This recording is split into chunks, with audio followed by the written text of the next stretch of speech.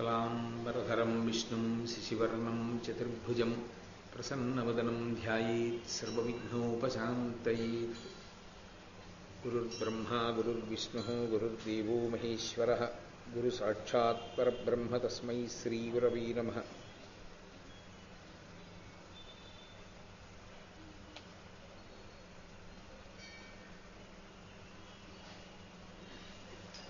व्यासाय विष्णुरूपाय व्यासरूपाय विष्णवे नमो वै ब्रह्मनिधये वासिष्ठाय नमो नमः।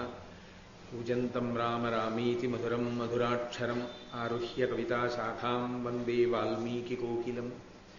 श्रुतिस्मृतिपुराणानाम् आलयं करुणालयं नमामि भगवत्पादशङ्करं लोकशङ्करम्।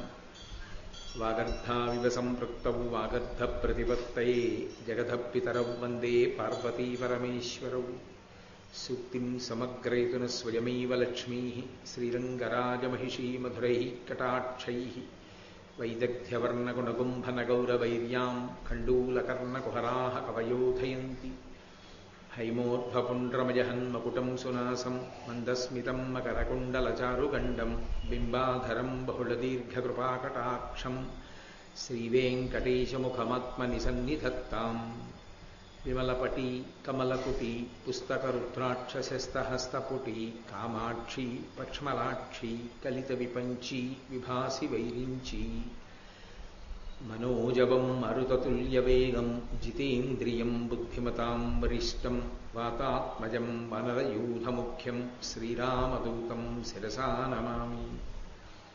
अपदामपहर्तारं दातारं सर्वसम्पदां लोकाभिरामं श्रीरामं भूयो भूयो नमाम्यहम्।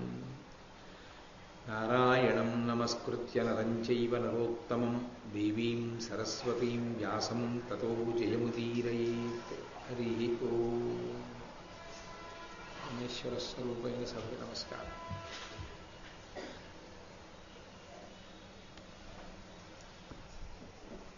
నిన్న నేను మీతో మనవి చేశాను, దుర్వాసో మహర్షి రావడం, మౌద్గలుని యొక్క ఆతిథ్యాన్ని స్వీకరించడం, దానమే తపస్సుగా ఎలా మారుతుంది, రెండింటికి ఏ విధంగా విభజించలేనటువంటి స్థితి కల్పింపబడుతుంది, ఆ తపస్సు చేత ఎంత గొప్ప స్థితిని పొందుతారు అన్న విషయాన్ని నిన్నటి రోజున మీతో మనవి చేసి ఉన్నాను.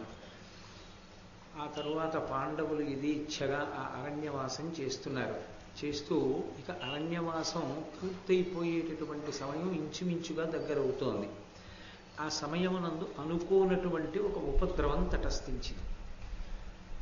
ఒకనాడు పాండవులు అన్ని దిక్కులకు వేటాడడానికి వెళ్ళారు. తూర్పు దిక్కుగా ధర్మరాజు గారు వెళ్ళారు, దక్షిణ దిక్కుగా భీమసేనుడు వెళ్ళాడు, పశ్చిమ దిక్కుగా అర్జునుడు వెళ్ళాడు, ఉత్తర దిక్కుగా నకుల సహదేవులు వెళ్ళారు. వాళ్ళ వాళ్ళ రథాల్ని అధిరోహించి వేటాడడం కోసమని బయలుదేరి వెళ్ళారు.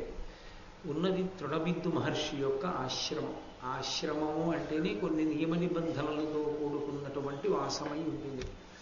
సూచక గురువు, వాచక గురువు, బోధక గురువు, పరమ గురువు, నిషిద్ధ గురువు అని గురువులలో 5 రకాలు ఉంటారు. 5 గురువులే, కానీ ఒక్కొక్క గురువుది ఒక్కొక్క విశేషం. అందులో సూచక గురువు, వాచక గురువు, బోధక గురువు మిగిలిన 2 కన్నా చాలా గొప్పవాడు, మంత్రోపదేశం చేసినటువంటి గురువు. పరమ గురువు బోధక గురువు కన్నా గొప్పవాడు, పరమాచార్య స్వామి వంటి మహాపురుషుడు. నిషిద్ధ గురువు అంటే ఆశ్రయించకు సుమాని, అటువంటి గురువుల్ని ఆశ్రయించకూడదు. ఏ విద్యలు జీవితంలో నేర్చుకుని అనుష్ఠించకూడదో అటువంటి విద్యలను నేర్పేటటువంటి వారు. కానీ ఆయన గురువే, కానీ వామాచారం మొదలైనటువంటివి అటువంటివి చెయ్యనుకూడదు, చేసే వాళ్ళ దగ్గర నేర్చుకోనుకూడదు. కాబట్టి నిషిద్ధ గురువు. అందులో వాచిక గురువు అని ఒక గురువు. ఆ వాచిక గురువు ఎక్కడ ఉంటారంటే, ఎక్కడ ఆశ్రమ ప్రాంగణం ఉంటే అక్కడ వాచిక గురువు ఉండాలి. వాచిక గురువు ఎందుకు ఉండాలి అంటే, ఆశ్రమంలో ఉండేటటువంటి విశేషాన్ని వివరణ చెయ్యాలి. అక్కడ కొన్ని నియమ నిబంధనలు ఉంటాయి. ప్రతి ఆశ్రమానికి కూడా కొన్ని నియమాలు ఉండాలి. ఆ నియమాల్ని ఆ ఆశ్రమంలో ఉన్నటువంటి వాళ్ళు పాటించాలి. ఆ ఆశ్రమంలో ఉన్న వాళ్లే కాదు, ఆ ఆశ్రమ ప్రాంగణంలోకి ప్రవేశించేటటువంటి వాళ్ళు కూడా ఆ నిబంధనలను పాటించవలసి ఉంటుంది. తప్ప ఆశ్రమ జీవనంలో ఆశ్రమంలోకి ప్రవేశించి యథేచ్ఛగా మనసుకి ఏది తోస్తే దాన్ని అక్కడ ఆచరించేటటువంటి ప్రయత్నం చేయకూడదు. ఆశ్రమము అంటే అది తపోభూమి, అత్యంత పవిత్రమైనటువంటి ప్రదేశం. కాబట్టి అటువంటి ఆశ్రమ ప్రాంగణమునందు ద్రౌపదీదేవి ఒక కదంబ వృక్షం కింద నిలబడి ఉంది. నిలబడి ఆమె పూచినటువంటి ఆ కదంబ వృక్ష శాఖను ఒకదాన్ని కిందకి ఉంచి నించుంది. ఆమె సహజంగా సౌందర్యవతి, యాజ్ఞశీని, ఆమె యజ్ఞము నుండి ఆవిర్భవించింది ఆ తల్లి. కాబట్టి ఆమె చేతులు ఎంత ఎర్రగా ఉన్నాయో ఆ కదంబ వృక్షానికి పూసినటువంటి పువ్వులు కూడా అంత ఎర్రగా ఉన్నాయి. ఆమె అలా నిలబడి ఉండగా అటుగా సైంధవుడు వెళ్ళిపోతున్నాడు. ఆయన్ని జయద్రథుడు అని పిలుస్తారు. ఎక్కువగా దక్షిణ దేశం అంతా ఆయనకి సైంధవుడని పేరు. ఆయన్ని ఎవరు మర్చిపోరు. సైంధవుళ్ళ అడ్డుపడ్డాడు రా అంటారు. ఏదైనా కార్యక్రమం జరిగితే ఆ కార్యక్రమానికి అడ్డు రావడంలో చాలా ప్రఖ్యాతి వహించినవాడు ఆయన. మహాభారతంలో ఒక మెరుపు. కానీ ఆయన జీవితం నుండి తెలుసుకోవలసినటువంటి విశేషాలు కోకొల్లలు. అటువంటి సైంధవుడు, ఆ జయద్రథుడు అటుగా వెళుతున్నాడు. వెళుతున్నది కూడా ఆయన వెళుతున్న కారణం సాల్వుని యొక్క కుమార్తెని వివాహం చేసుకోవాలనేటటువంటి సంకల్పంతో తన పరివారాన్నంతటినీ తీసుకుని బయలుదేరాడు. నేను మొన్న మీతో మనవి చేశాను. ఈ క్షత్రియుల యందు దక్షిణ నాయకత్వం ఉంటుంది. దక్షిణ నాయకత్వం అంటే ఒకరికన్నా ఎక్కువ మందిని భార్యలుగా స్వీకరిస్తూ ఉంటారు. అందుకే అప్పటికే భార్య ఉన్నప్పటికీ వేరొక కన్యని స్వీకరించడానికి కూడా బయలుదేరి ఆ సాళ్వుని ఇంటికి వెళుతున్నాడు. వెళ్ళినప్పుడు వీరుడు సైంధవుండు జనవిశ్రుత శౌర్యుడు సాల్వకన్య ఇంపారగ పెండ్లియాడుటకునై నిజవైభవ ముల్లసిల్ల విస్ఫార చతుర్విధోరుగ బలసంగతుండై చనుచుండి ఆశ్రమ ద్వారమునందు కాంచ ద్రుపదక్షితిపాల తనూజ నచ్చటన్. సాల్వుని కుమార్తెని వివాహం చేసుకోవడానికి బయలుదేరి తన పరివారంతో వెళ్ళిపోతున్నటువంటి ఈ జయద్రథుడు ఆ తృణబిందు మహర్షి యొక్క ఆశ్రమ ప్రాంగణమునందు ఒక కదంబ వృక్షం కింద నిలబడి ఉన్నటువంటి ద్రౌపదీదేవి వంక చూశాడు. విశేషేణ ఆశ్రమస్తస్య సమీపే స్త్రీజనస్య స అనృతం నహి రామస్య కదాచిదపి సమ్మతం అంటారు వాల్మీకి మహర్షి రామాయణంలో. రామచంద్రమూర్తి యొక్క నడవడి విశేషం గురించి చెప్తూ, రాముడికి అబద్ధం ఆడటం ఇష్టం ఉండదు, ఇంకొకరు అబద్ధం చెప్పడాన్ని ఆయన అంగీకరించాడు. అనృతం నహి రామస్య కదాచిదపి సమ్మతం, ఎట్టి పరిస్థితుల్లోనూ ఆయనకు అది సమ్మతము కాదు. విశేషేణాశ్రమస్తస్య సమీపే స్త్రీజనస్య చ. రెండు ప్రాంగణముల యందు పురుషుడు తొందరపడతాడు. ఎక్కువగా మాట్లాడే లక్షణం ఉంటుంది పురుషుడికి. అందుకే ఈ రెండు ప్రాంతాల నుంచి వెళుతున్నప్పుడు ఆ ప్రాంగణాలలోకి వెళ్ళినప్పుడు నిగ్రహించుకోవాలి తప్ప ఎక్కువ మాట్లాడకూడదు. మొట్టమొదటిది ఏది అంటే విశేషేణ ఆశ్రమస్తస్య, భగవత్ సంబంధం భగవద్విభూతి కలిగినటువంటి మహాపురుషులు ఉన్నటువంటి ఆశ్రమాలు, లేకపోతే భగవద్భక్తి తత్పరులైనటువంటి వారి దగ్గరికి వెళ్ళినప్పుడు వారికో నమస్కారం చేసి వారు చెప్పింది వినడం చాలా శ్రేయస్కరం. కానీ సాధారణంగా ఏం చేస్తారంటే భగవత్ సంబంధము కలిగినటువంటి వారు మాట్లాడడానికి అవకాశం ఇచ్చి వారు మాట్లాడిన మాట వినడానికన్నా కూడా తాము తమవారు భగవత్ సంబంధంలో చాలా కార్యక్రమాలలో మగ్నమై ఉన్నామని, ఎన్నో చేశామని చెప్పడం మొదలు పెడతారు. అది ఏమనుకుంటారంటే అలా చెప్పడం వల్ల అవతల వాళ్ళు చాలా ఆకర్షింపబడతారు, చాలా ఇష్టపడతారు అనుకుంటారు. కానీ వాక్కు యందు దోషం ఒకటి వస్తుంది. ఏమిటా దోషం అంటే నేను చేశానంటే, నేను చేశాను దోషం కాదు. మహాభారతం నేను చెప్తానంటే చెప్పగలరా? నా సంకల్పానికి నడుస్తుందా మహాభారతం? ఈశ్వరుడు అనుగ్రహించాలి, అది పంచమ వేదం. ఆయన అనుగ్రహించి చెప్పడానికి నాకు అవకాశం ఇస్తే, కృష్ణ భగవానుడు నాలో ఉండి మాట్లాడితే నేను మహాభారతం చెప్పుకుని తరించగలను. నేను ఆయన చేతి పనిముట్టుగా నిలబడగలను తప్ప స్వతంత్రించి ఈశ్వర కార్యాన్ని చేయడానికి యోగ్యతా సిద్ధి కలగడం చాలా కష్టం. అందుకే శంకర భగవత్పాదులు సౌందర్యలహరి చేస్తూ ప్రారంభ శ్లోకంలోనే శివశక్త్యాయుక్తో యది భవతి శక్త ప్రభవితుం నచేదేవం దేవో నఖలు కుశల స్పందితుమపి అతస్త్వామారాధ్యాం హరిహర విరించాదిభిరపి ప్రణంతుం స్తుతుం వా కథమకృత పుణ్య ప్రభవతి అంటారు. ప్రణంతుం స్తుతుం వా, ప్రణంతుం అంటే నమస్కారం చేయడం, స్తుతుం వా అంటే భగవంతుణ్ణి స్తోత్రం చేయడం. స్తోత్రం చేయడం అంటే వాచికం, ప్రణంతుం అంటే కాయికం. మరి మానసికం వదిలేశారు శంకరాచార్యుల వారు. అంటే అసలు మనసులో భావన లేనినాడు నమస్కారం ఎలా చేస్తాడు? మనసులో పవిత్ర భావన లేనినాడు స్తోత్రం ఎలా చేస్తాడు? కాబట్టి అది చెప్పక్కర్లేదన్నారు. ఈ మానసిక కాయిక వాచికమైనటువంటి భగవత్ సేవ నువ్వు చేద్దామని సంకల్పం చేసేస్తే జరిగేది కాదు. కథమకృత పుణ్య ప్రభవతి.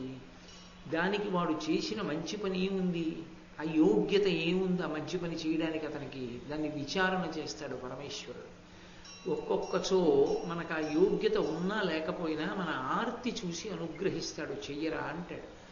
అది ఈశ్వరుని యొక్క అనుగ్రహం. అందుకే నేను దర్శనం చేశాను అనడం మంచి మాట కాదు.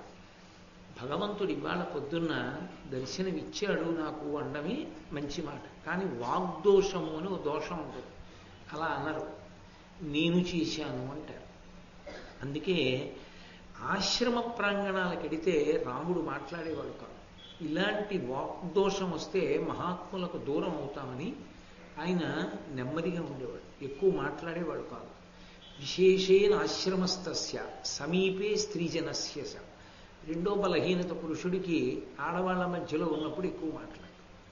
వాళ్ళకి ఏదో తెలియదని తను మాట్లాడి తను చాలా గొప్పవాడని వాళ్ళు అనుకుంటున్నారని అనుకుంటూ ఉంటాడు. వీడు నిజంగా గొప్పవాడో కాదో వాళ్ళకి తెలియదు. వాళ్ళకి పురుషుల కన్నా చాలా తెలివినవాడు. కాబట్టి రాముడు అలా మాట్లాడ్డాయా, రాముడు నిగ్రహించుకుంటాడు. ఆయన అలా ఏ రెండు చోట్ల పురుషుడు తొందరపడి మాట్లాడతాడో ఆ రెండు చోట్ల రాముడు మాట్లాడతాడు. అది ఆయనకున్న నిగ్రహ శక్తి. తన వాక్కు మీద తనకి అదుపలా ఉంటుంది రాముడికి అంటారు. అందుకే ఆశ్రమ ప్రాంగణము అంటే దానికి అంత విలువ ఉంటుంది, అంత గౌరవం ఉంటుంది. అటువంటి చోట ఒక స్త్రీ నిలబడి ఉంది. ఆమె ఎవరో ఏమిటో తెలియదు. తను ఎడుతున్నది దేనికి ఎడుతున్నాడు? తను పెళ్లి చేసుకోవడానికి ఎడుతున్నాడు. అప్పటికే తనకి పెళ్ళయింది. ఎవరితో పెళ్ళయింది? దుస్సలతో వివాహం అయిపోయింది. దుస్సల ఎవరు? దుర్యోధనాదుల యొక్క చెల్లెలు. కాబట్టి ధార్తరాష్ట్రులకు బావగారు. ఆ కారణం చేత పాండవులకు కూడా తన బావగారు. ఆమె ద్రౌపది అని ఆయనకి తెలియకపోవచ్చు. కానీ వివాహం చేసుకోవడానికి వెడుతున్నటువంటి వాడు పరకాంత యందు మరులుకొని ఆగిపోతే అసలు అంతకన్నా అధ్వాన్నమైన స్థితి ఏముంటుంది? తన మీద తనకి అదుపు లేనివాడు. ఇలాంటి వాళ్ళు భారతంలో ఇద్దరు కనపడతారు. ఒకడు శల్యుడు, ఒక పనికని బయలుదేరుతాడు. ఎవరో పిలిచి పొగిడితే ఎక్కడికి బయలుదేరాడో మర్చిపోయి ఎవరు పొగిడారో అక్కడికి వెళ్ళిపోతాడు. అలా తన జీవితాన్ని సంకట స్థితిలోకి తీసుకెళ్ళిపోయాడు. తనకి తానే ఇబ్బంది పడిపోయాడు. ఆయనకి పాండవులంటే ఇష్టం, కానీ ఆయన ప్రయాణం చేసిన దారి అంతా చలవపందిళ్ళేశాడు దుర్యోధనుడు. కాబట్టి ఆయన వైపుకు ముగ్గిపోయాడు. మళ్ళీ ధర్మరాజు మీద ప్రేమ వదులుకోలేక ధర్మరాజు దగ్గరికి వెళ్ళాడు. వీళ్ళకి మాట ఇచ్చాడు, వాళ్ళకి మాట ఇచ్చాడు, మీకు ఉపకారం చేస్తానని. ఎలా ఈ మాట నిలబెట్టుకోవాలో తెలియక తానే అపకీర్తిని సంపాదించుకున్నాడు శల్య సారథ్యం అని. కాబట్టి ఒక్కొక్క బలహీనత ఉంటుంది. అది ఏదో చిన్న చిన్న విషయాలైతే అంత పెద్ద ఇబ్బంది ఉండదు. కానీ అసలు అదుపు తప్పినటువంటి కామం, యుక్తాయుక్త విచక్షణ లేని కామం, కాలంతో దేశంతో సంబంధం లేని కామం, అదుపు చేసుకోలేని బలహీనత అత్యంత ప్రమాదకరమైనటువంటి విషయాలు.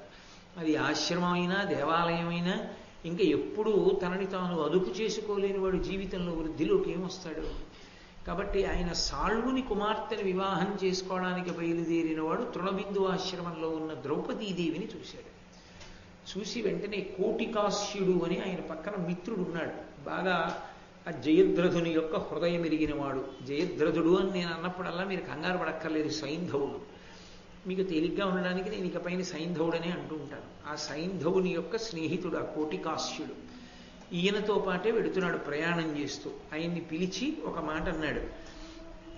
మగువ తగిలిన చూట్కుల మడుగ దిగువ నేర్పు సాలక అతడు కందర్ప దర్ప గోచరాత్ముడై నిజసకు కోటికాస్యుడును నృపాత్మజు చూచి ఇట్లనియ ప్రీతి.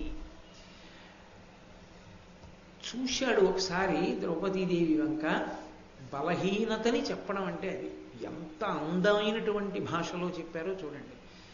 మన్మథ బాణముల చేత పీడింపబడిన కారణం చేత తన చూపు తిప్పుకోలేకపోయినవాడు, అది తనని తాను నిగ్రహించుకోలేనివాడు. ఏదో పొరపాటున చూపు నిలబడింది, వెంటనే ఉత్తమ భావన చేత సంస్కరించి ఆ చూపు తిప్పుకోవాలి. అలా తిప్పుకోలేకపోయాడు, కారణం మన్మథ బాణములు పడ్డాయి. కాబట్టి ఇప్పుడు కోటికాస్యుణ్ణి పిలిచి ఆ స్నేహితుడిని అతనితో ఒక మాట అన్నాడు. ఈ కమలాక్షి నాకు హృదయేశ్వరి అయిన త్రిలోకరాజ్యమున్ చేకుర నీలినట్లు విలసిల్లని దర్పక వీరు బంటుగా గైకుని సర్వభోగముల కాంతు బొడంబడ బల్కి దీనికి నాకును పొందునర్చి కరుణం చరితార్థుని చెయ్యవేనను. ఈమె నాకు హృదయేశ్వరి అయితే నేను ఎన్ని భోగాలైనా అనుభవించగలను. అంటే నా మనసు బాగా రంజిల్లుతుంది. కాబట్టి నువ్వు వెంటనే వెళ్ళి ఆమెతో మాట్లాడి ఆమె యొక్క పొందు నాకు కలిగేటట్టుగా నువ్వు సహాయపడవలసింది అని కోటికాస్యుణ్ణి ప్రార్థన చేశాడు. అంతకన్నా నికృష్టమైన విషయం లేదు లోకంలో. అందుకే కామాతురాణం నభయం నలజ్జ. అసలు ఆవిడికి పెళ్ళయిందా, ఆవిడికి పెళ్ళవలేదా, ఆమె ఎవరి పిల్ల, వాళ్ళ తల్లిదండ్రులు ఎవరికి ఇవ్వాలనుకుంటున్నారు, ఏమీ సంబంధం లేదు. ఈయన చూశాడు, ఈయన కామించాడు, అంతే. పక్క స్నేహితుడు వెళ్ళిపోయి ఆమె పక్కన ఉంటే తాను సంతోషంగా ఉంటాననుకుంటున్నాడు కాబట్టి ఆమెని తనదానిగా చేసేయాలి. ఈ హద్దులేని కామం అత్యంత ప్రమాదకరం. దాన్ని ఏ పేరు పెట్టి పిలవండి, అది ఎప్పుడూ ప్రమాదకరం. దానికే ఇవాళ రోజున పేపర్లలో తెల్లవారి లేస్తే ఏం చదువుతున్నామో, టీవీ సీరియల్స్లో ఏం చదువుతున్నామో అటువంటి ఉన్మాదే సైంధవుడు కూడా. కాబట్టి ఆ కోటికాస్యుణ్ణి పిలిచి చెప్పాడు. మిత్రుడు అన్న మాటకు అర్థం ఉంటుంది. మిత్రుడు వేరు, స్నేహితుడు వేరు. మిత్రుడు అన్ని వేళలా యువతలవాడు చెప్పాడు కదా అని చెయ్యడు. మితము నుండి ఋతములోనికి తీసుకెడితేనే మిత్రుడు. యువతల ఉన్నటువంటి స్నేహితుడు లేదా యువతల ఉన్నటువంటి వాని యొక్క క్షేమాన్ని అపేక్షించి ఒక విషయం ప్రస్తావనకు వచ్చినప్పుడు నువ్వు అలా చెయ్యకూడదయా, నువ్వు అలా చెప్పకూడదు, చాలా దోషభూయిష్టం, ఇది నీ వ్యక్తిత్వానికి నీ పురోభివృద్ధికి మంచిది కాదు అని చెప్పి మందలించేవాడెవడో వాడు మిత్రుడు. కానీ సాధారణంగా లోకంలో ఎలా ఉంటుందంటే birds of same feather flock together అని ఇంగ్లీష్లో ప్రొవెర్బ్. ఒక రకమైన పక్షులు ఒక చోటికి చేరుతాయి. తనకి మంచి చెప్పేవాణ్ణి ఇటువంటి బలహీనతలు ఉన్నవాడు పక్కన పెట్టుకోలేడు. తను ఏం చెప్తే అది చేయడానికి ఇష్టపడేటటువంటి వాడినే తన పక్కన ఉంచుకుంటాడు. అసలు బాగుపడాలి అనుకున్న వాడి మొట్టమొదటి లక్షణం ఏమిటి అంటే సహేతుకంగా విమర్శ చేసి ఇది ఇలా చెయ్యవద్దు, ఆలోచించండి అన్నటువంటి మాటని వింటాడు. అసలు ఆ మాట వినడం అన్న ఒక్క లక్షణం ఉంటే ఎంతైనా బాగుపడతాడు. తను పాడైపోవాలనుకున్నవాడు తను అనుకున్నది తప్ప అలా చేయకుండా ఉంటే బాగుంటుందేమో అని సలహా చెప్పే వ్యక్తిత్వం ఉన్నవాడిని పక్కకి చేరనేనివ్వడు. అందుకే ఎటువంటి వాడు మిత్రుడిగా ఉండాలని కోరుకుంటాడో అటువంటి వాడే పక్కకి మిత్రుడిగా చేరాడు. కాబట్టి ఆ కోటికాస్యుడితో ఈ మాట చెప్తే ఆయన ఏమనాలి? ఏమైనా అర్థం ఉందా? మనం బయలుదేరింది పెళ్లికి. ఇప్పుడు ఆవిడెవరో కనపడితే వెళ్ళి ఆవిడ నా హృదయేశ్వరి, ఆవిడ లేకపోతే నాకు భోగం లేదు, నా మనస్సు సంతోషించదు, కాబట్టి వెళ్ళి ఆవిడ పొందు నాకు కలిగేటట్టుగా ప్రవర్తించమని చెప్తాయేంటి? ఇలాంటి వాడివని తెలిస్తే రేపు నీకు పిల్లని ఎవరిస్తారు? ఇస్తాడా సాల్వుడు? కాబట్టి తప్పు. మనం బయలుదేరదాం పదనాలు. ఆయన ఎంతటి ధీరుడంటే ఆయన గబగబా బయలుదేరి ద్రౌపదీదేవి దగ్గరికి వెళ్ళాడు. మృగనేత్ర దారుణ మృగ సమాకులమైన ఈ వనాంతరమున ఏకతంబ ఇట్లు నీ ఇంటికి ఎయ్యది మూలము ఈ వనదేవతవో సురేశ్వరితోడ నలిగి ధరిత్రికి నరుగుదించిన శచీ లలనవో హరియురస్థలి దొరంగి కేలి గ్రుమ్మరు పద్మగేహవో భవదీయ జనకత్వమున సమజ్వలితుడైన పుణ్యుడేవంశమున వాడు పొలతి నీదు జీవితేశ్వరుడుకు సుఖ జీవితాత్ముడెవ్వడబల నీ నామమై ఇంపు మిగుల శబ్దమెయ్యది నాకు నిజంబు చెప్పుమా.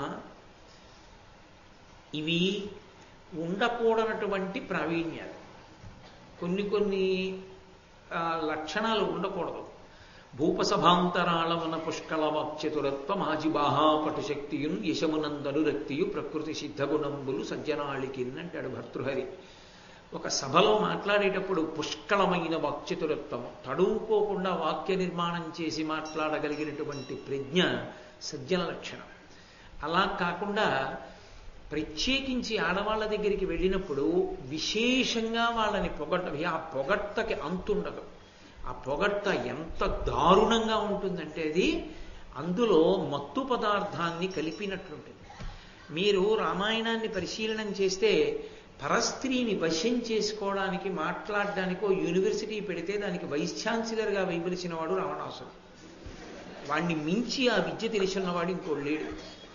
చీయని నిలబడింది సీతమ్మ ఒక్కతే. మళ్ళీ మహాభారతంలో ఈ కోటికాశ్యుడు ఒకడు కనపడతాడు. ఎంత విశేషమైన పొగట్ట మాట్లాడతాడంటే ఆ పొగట్టలో తను వచ్చిన పని, తను అసలు ఇలా మాట్లాడచ్చా, మాట్లాడి అటువంటి విషయాలు అడగచ్చా, పొంతన కుదురుతుందా అని కూడా ఉండదు. అంత అర్ధరహితంగా ఉంటుంది ఆ పొగట్ట, అవతల వారిని ఆకర్షించి పాడు చేయడానికి.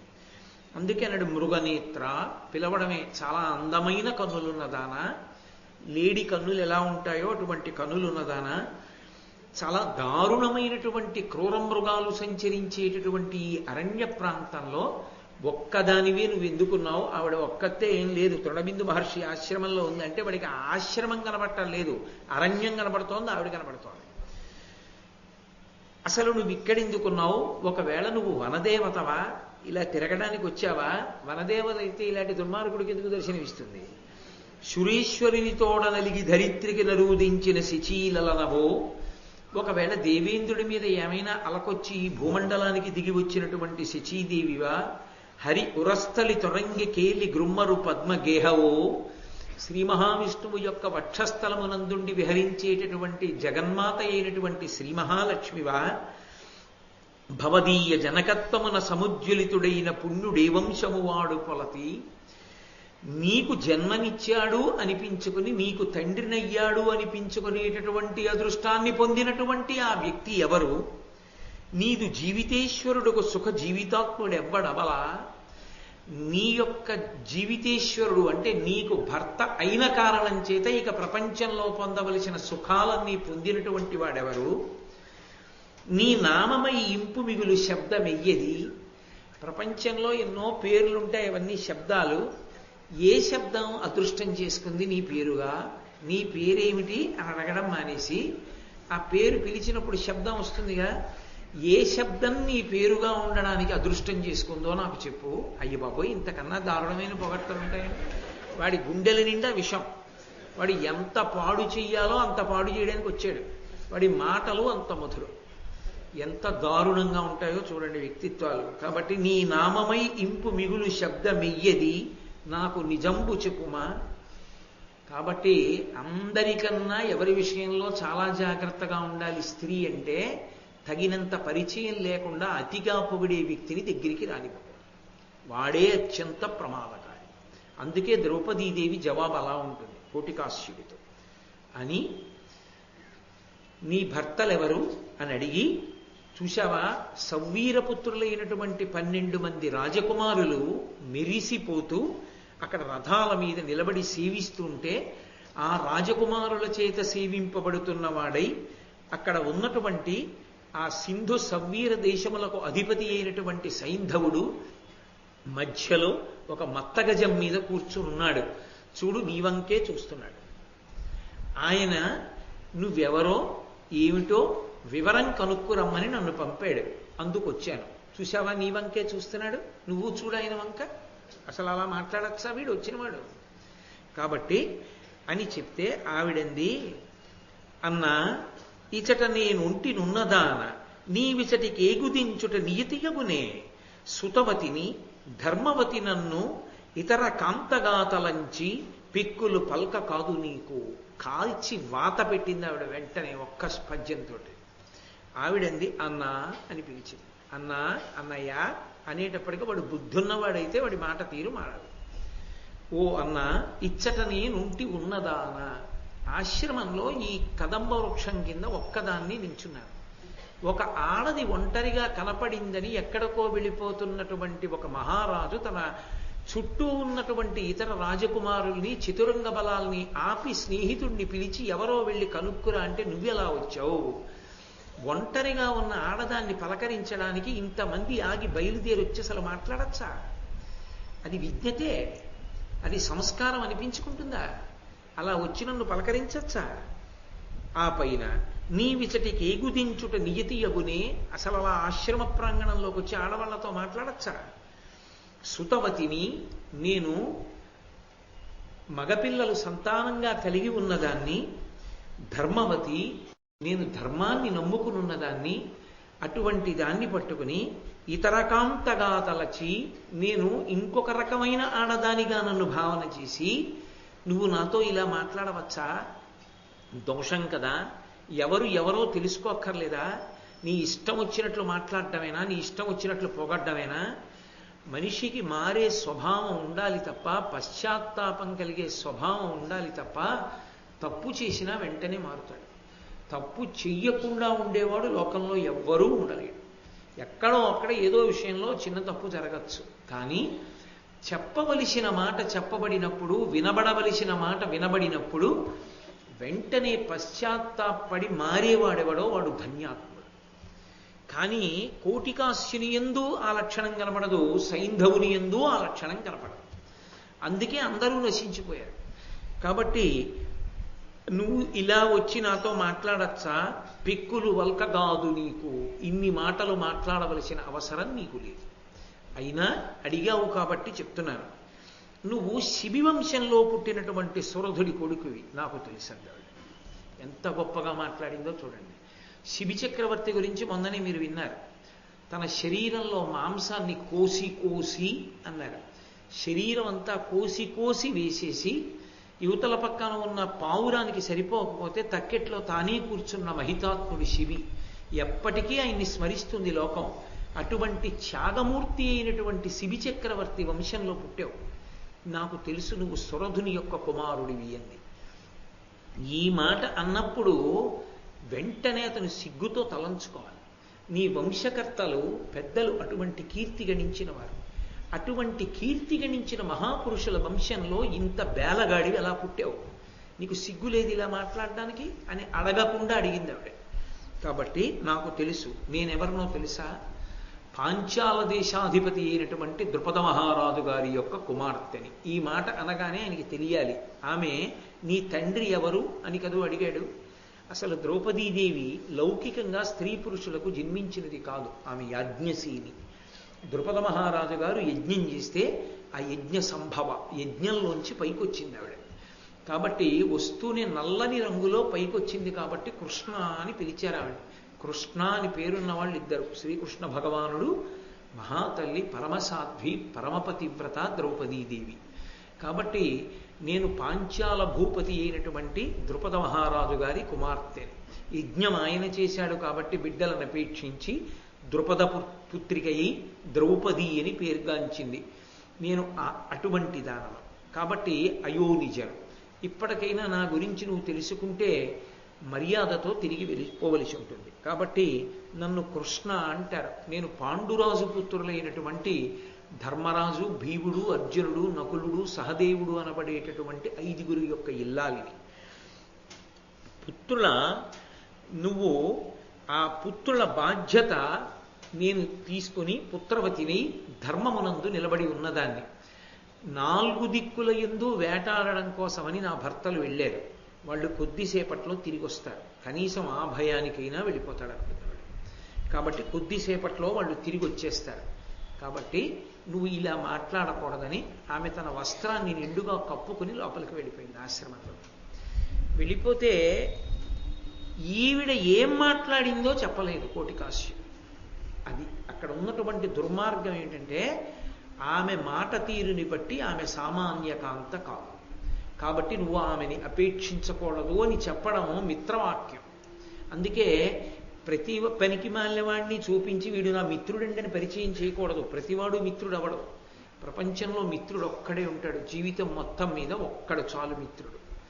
ఆయన నిర్మోహమాటంగా చెప్తాడు. ఇది ఇలా చెయ్యకోయ్, ఇది ఇలా చేసుకోబోయ్ అని చెప్తాడు. మితము నుండి ఋతమునకెత్తుతాడు. మిగిలిన వాళ్ళది స్నేహ సంబంధం. స్నేహ అంటే అంటుకుని ఉండడం. ఏదో కొంతకాలం కొన్ని కారణాలకు అంటుకుని ఉంటారు. ఆ తర్వాత వేరు కారణాలకు విడిపోతారు. విడిపోయిన తర్వాత ఇంక స్మరిస్తారన్న నమ్మకం కూడా ఏముండదు. కానీ మిత్రుడు అలా కాదు. ఎక్కడ ఉన్నా ఇతని యొక్క అభ్యున్నతిని కోరుకుంటుంటాడు. అదిగో ఆయన మిత్రుడు. మిత్రుడు కాడు కోటికాస్యుడు అనుకుంటున్నాడు సైంధవుడు. కాబట్టి యథాతథంగా ద్రౌపదీదేవి ఏం మాట్లాడిందో అది చెప్పలేదు. ఎందుకని అంటే సైంధవుడు ప్రీతి పొందడమే ఆయనకు కావాలి. సైంధవుడు తన పట్ల సంతోషించాలి. ఆ పైన సైంధవుడు ఏదైనా దుష్టచేష్టితం చేసి పాపపు పని చేస్తే ఆ కర్మ వాడిది.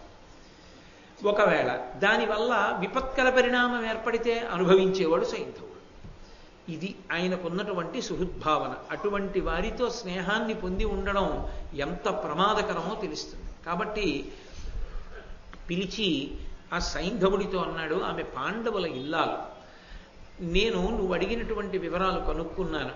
ఆమె పాంచాల దేశాధిపతి అయినటువంటి ద్రుపదరాజు కుమార్తె అని చెప్పాడు తప్ప నన్ను మందలించుగా మాట్లాడిందన్న విషయాన్ని ఆయన చెప్పలేదు. వెంటనే సైంధవుడు గబగబా ఆశ్రమ ప్రాంగణంలోకి వెళ్ళాడు. ద్రౌపదీదేవి ఉన్న కుటీరంలోకి ప్రవేశించాడు. ప్రవేశించి ఆవిడతో అన్నాడు, వామాక్షి నీకు కుశలమే, నీ మనమెవ్వారియందు నిత్య ప్రేమంబై మెరయు అట్టి సొబగులు నీ మగలేవురకు ఇప్పుడు నెమ్మదియమదిన్.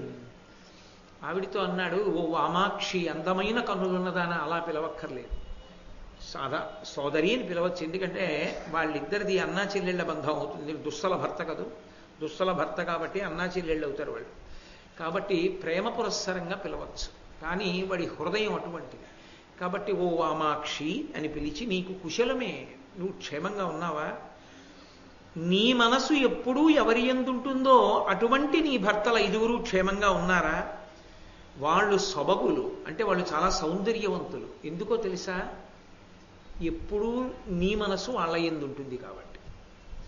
వాళ్ళ సౌందర్యం ఏమిటంటేట, ఈవిడ మనసు వాళ్ళ ఎందుంటుందిట అంతే. వాళ్ళ ధర్మం కానీ, ఆవిడ పాతివ్రత్యం కానీ, వాళ్ళ పరాక్రమం కానీ ఆయన దృష్టిలోకి వెళ్ళలేదు.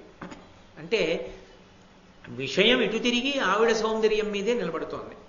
నీ మగలేవురకు ఇప్పుడు నెమ్మదియమదిన్, నీ భర్తలు 5 ఇప్పుడు సంతోషంగా ఉన్నారా అని అడిగాడు.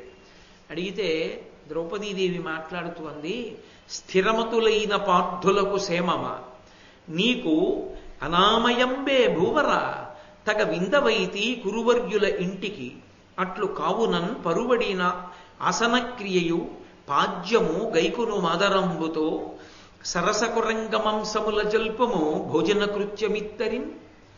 ఆవిడ ఎంతో మర్యాదతో మాట్లాడింది. కారణం ఏమిటి?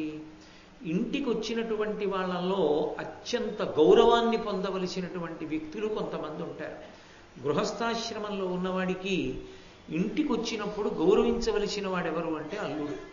ఇంటి అల్లుడు వచ్చినప్పుడు ఎంతో గౌరవిస్తారు. ఇంటి అల్లుడు అన్న మాటకి తన కడుపున పుట్టిన కుమార్తె భర్తయే అయ్యుండక్కర్లేదు, తన చెల్లెలి భర్త కూడా తన ఇంటికి అల్లుడే. ఎందుకంటే నాన్నగారికి కూతురు కదూ. కాబట్టి తన ఇంటి ఆడబడుచు యొక్క భర్త కాబట్టి నాన్నగారు ఇంటికి పెద్దవారు కనుక ఇంటి అల్లుడైన. కాబట్టి బావగారిని కూడా అంత గౌరవించవలసి ఉంటుంది. కాబట్టి ఆవిడ ఎంత ధర్మాన్ని దృష్టిలో పెట్టుకుని మాట్లాడిందంటే, స్థిరమతులైన పార్థులకు సేమమా. ఆవిడ మొట్టమొదటి మాట ఏమని ప్రయోగించిందంటే, ఆ పాండుపుత్రులైనటువంటి పాండవులందరూ క్షేమం, వాళ్ళు స్థిరమతులు. అంటే వాళ్ళ బుద్ధి స్థిరంగా ఉంటుంది, ఎప్పుడూ ఒకదాని ఎందే నిలబడి ఉంటుంది. దేని ఎందు? నువ్వనుకున్నట్టు నా ఎందో, నా మనసు వాళ్ళ ఎందో కాదు. తప్పు నువ్వు అనుకున్నది. ధర్మమునందు ఎప్పుడూ నిలబడినటువంటి మనసు కలిగినటువంటి వాళ్ళు.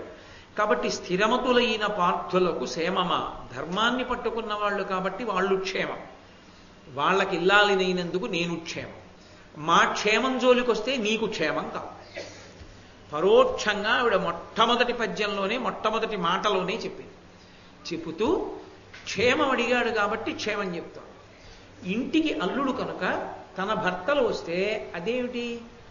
బావగారు వస్తే నువ్వు అలాగా మా మా వాళ్ళు వచ్చే వరకు బయట నించోండి, మా ఆయన వచ్చే వరకు అనకూడదు కదా, నీకు అన్నగారి వరుస కదా, పరమప్రీతితో లోపలికి పిలిచి కూర్చోపెట్టాలి కదా, ధర్మం తప్పవే అని అడుగుతారు. ఇంటి అల్లుడిని వాళ్ళు గౌరవించడం అంటే ఇంటి ఇల్లాలు కూడా గౌరవించాలి అన్నగారు కాబట్టి.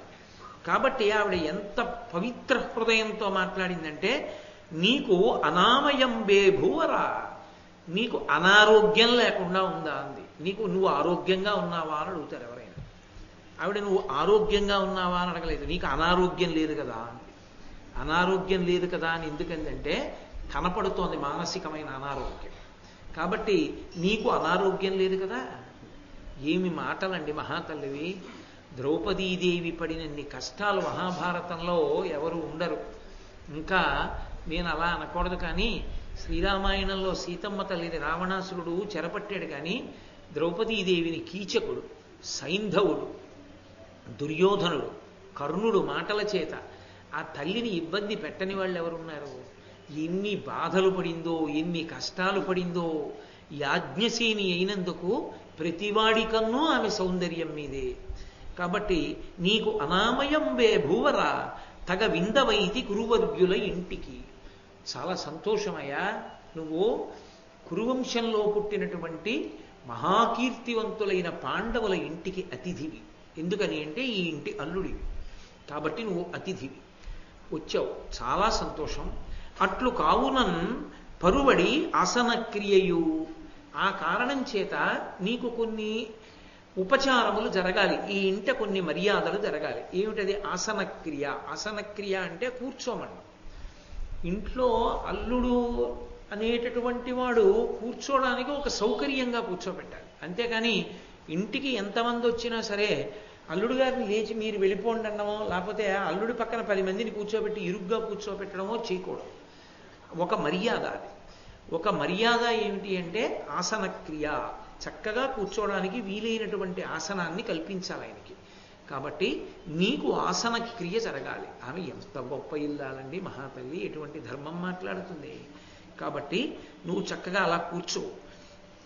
పాద్యము గైకొను మాదరంబుతో, పరమ ప్రేమతో అదిగో ఆ పాద్యాన్ని స్వీకరించు. అతిథి మర్యాద అంటే కాళ్ళు కడుక్కో.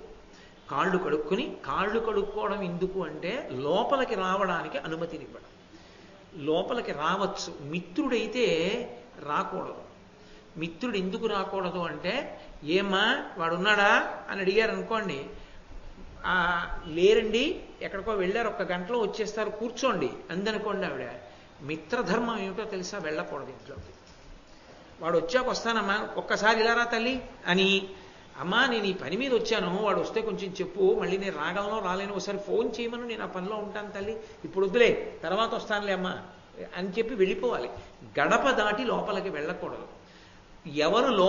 ఎవరిని లోపలికి పిలవచ్చో లోపలికి రమ్మని చెప్పడానికి అర్హత ఏంటంటే ఉపచారం చేస్తారు. ఏమిటా ఉపచారం అంటే కాళ్ళు కడుక్కోండి అంటారు. కాళ్ళు కడుక్కున్నారు అంటే లోపలికి రమ్మని అర్థం. కాళ్ళు కడుక్కున్న తర్వాత బయట నించో పెడితే గృహస్థు ధర్మం పోయినట్టు. కాళ్ళు కడుక్కున్నాడంటే లోపలికి రమ్మని, పాద్యక్రియను ఆచరించారు అంటే లోపలికి వచ్చి కూర్చోండి అని అర్థం దానికి. అది ఆవిడ ధర్మం. నువ్వు బయట నిలబడి మాట్లాడవలసిన వాడివి కావు, నువ్వు లోపలికి వచ్చి మాట్లాడాలి. ఎందుకో తెలుసా? ఇంటల్లుడివి, నీకు గౌరవం జరగాలి. 2, నేను నిన్ను బయట నించోబెట్టి మాట్లాడడానికి నువ్వు నాకు అన్నగారి వరసవాడి. అన్నగారు ఉండడం క్షేమం కాబట్టి అన్నగారు ఉంటే వచ్చిన ఇబ్బంది ఏముంది? నాకు ఏమి ఇబ్బంది ఉండదు. కాబట్టి నువ్వు అన్నగారివి కనుక పాద్యక్రియని స్వీకరించు. ఏమో అన్నవరసవాడైనా ఇతర పురుషులైతే నేను ఒక్కదాన్నే ఉన్నప్పుడు రమ్మంటానో రమ్మన్నో. నువ్వెందుకు అధికారం పొందావో తెలుసా అతిథిగా లోపలికి రావడానికి? స్థిరమతులైన పాండవులకు నువ్వు ఇంటి అల్లుడి వరసవుతావు, బావగారి అవుతావు, అందుకని గౌరవం చెయ్యాలి. కాబట్టి పాద్యక్రియ స్వీకరించు. పాద్యము గైకొను ఆదరంబుతో సరస కురంగ మాంసముల జల్పము భోజన కృత్యమిత్తరిన్. నువ్వు చాలా చక్కనైనటువంటి లేడి పిల్లల్ని చంపి తీసుకొచ్చారు పాండవులు. వాటిని నేను పచనం చేసి వండి ఉంచాను. భోజనానికి కూర్చుంటే కూర్చో, భోజనం వడ్డిస్తాను. ఆ లేడి మాంసంతో కూడినటువంటి భోజనాన్ని స్వీకరించు. ఎందుకని? ఇంటి అల్లుడు అన్న తర్వాత వచ్చాక మర్యాద ఉంటుంది, భోజనం పెట్టాలి. కాబట్టి ఆ తల్లి భోజనం పెడతాను కూర్చోమంది. అంటే ఆమె ఒక చెల్లెలిగా భావన చేస్తోంది, చెల్లెలిగా నిలబడింది. తన ధర్మమునకు తాను కట్టుబడి. నేను మీతో రోజూ తల కొట్టుకుని మాట్లాడుతున్నా, ఎవరు ధర్మాన్ని పట్టుకున్నాడో వాడు పాడయ్యే అవకాశము ఉండదు.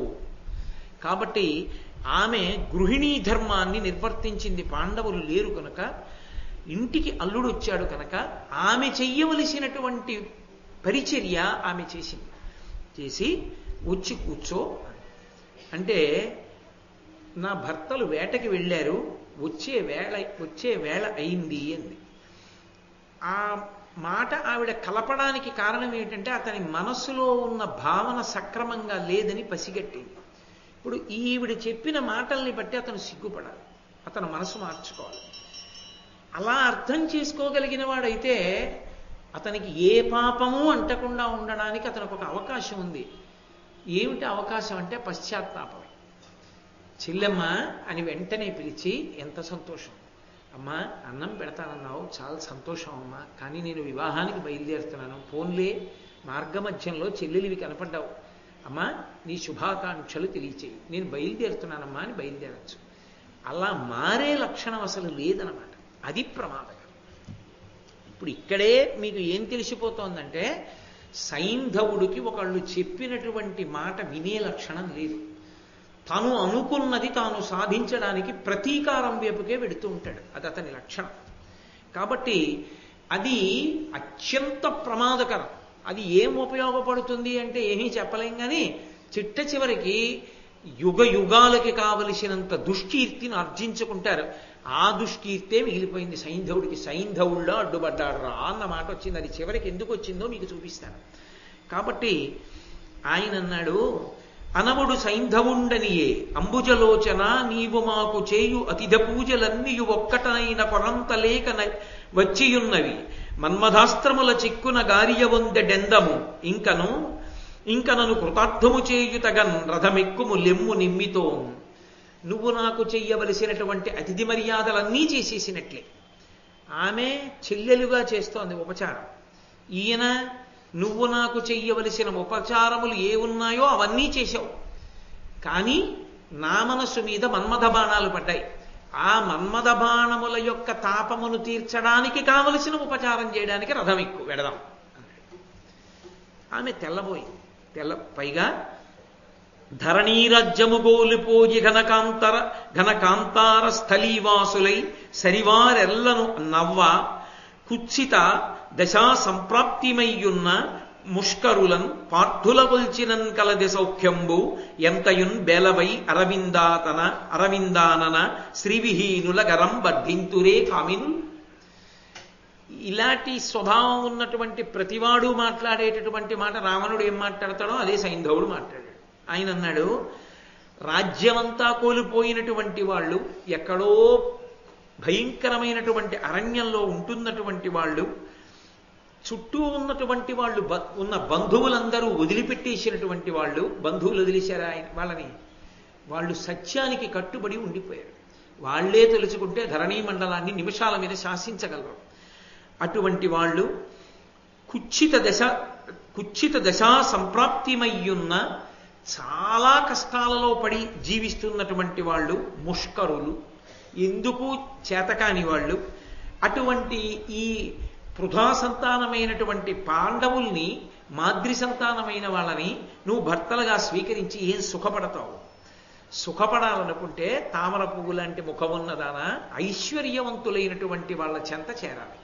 కాబట్టి నువ్వు అపారమైనటువంటి సంపద కలిగిన వాడిని నేను కాబట్టి వచ్చి నా సరసన చేరు అన్నాడు. అంటే అని నువ్వు ఇలా మాట్లాడచ్చా?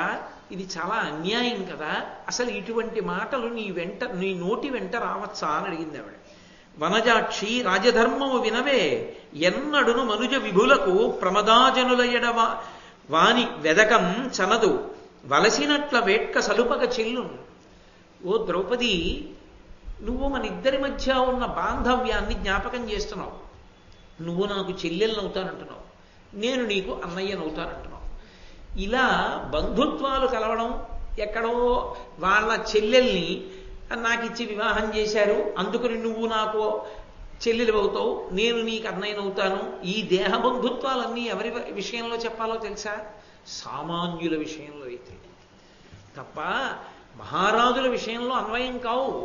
ఇది ప్రమాదకరమైన మాట లోకంలో ఏదంటే ధర్మాన్ని మార్చి మాట్లాడటం. ధర్మాన్ని ధర్మంగా చెప్పకపోతే పీడాపోయేది, కానీ ధర్మాన్ని తన యొక్క కోరికకి అనుగుణంగా మార్చేసి ఎన్నడూ మాట్లాడకూడదు. నేను అలా మాట్లాడకూడదని చెప్పాలి.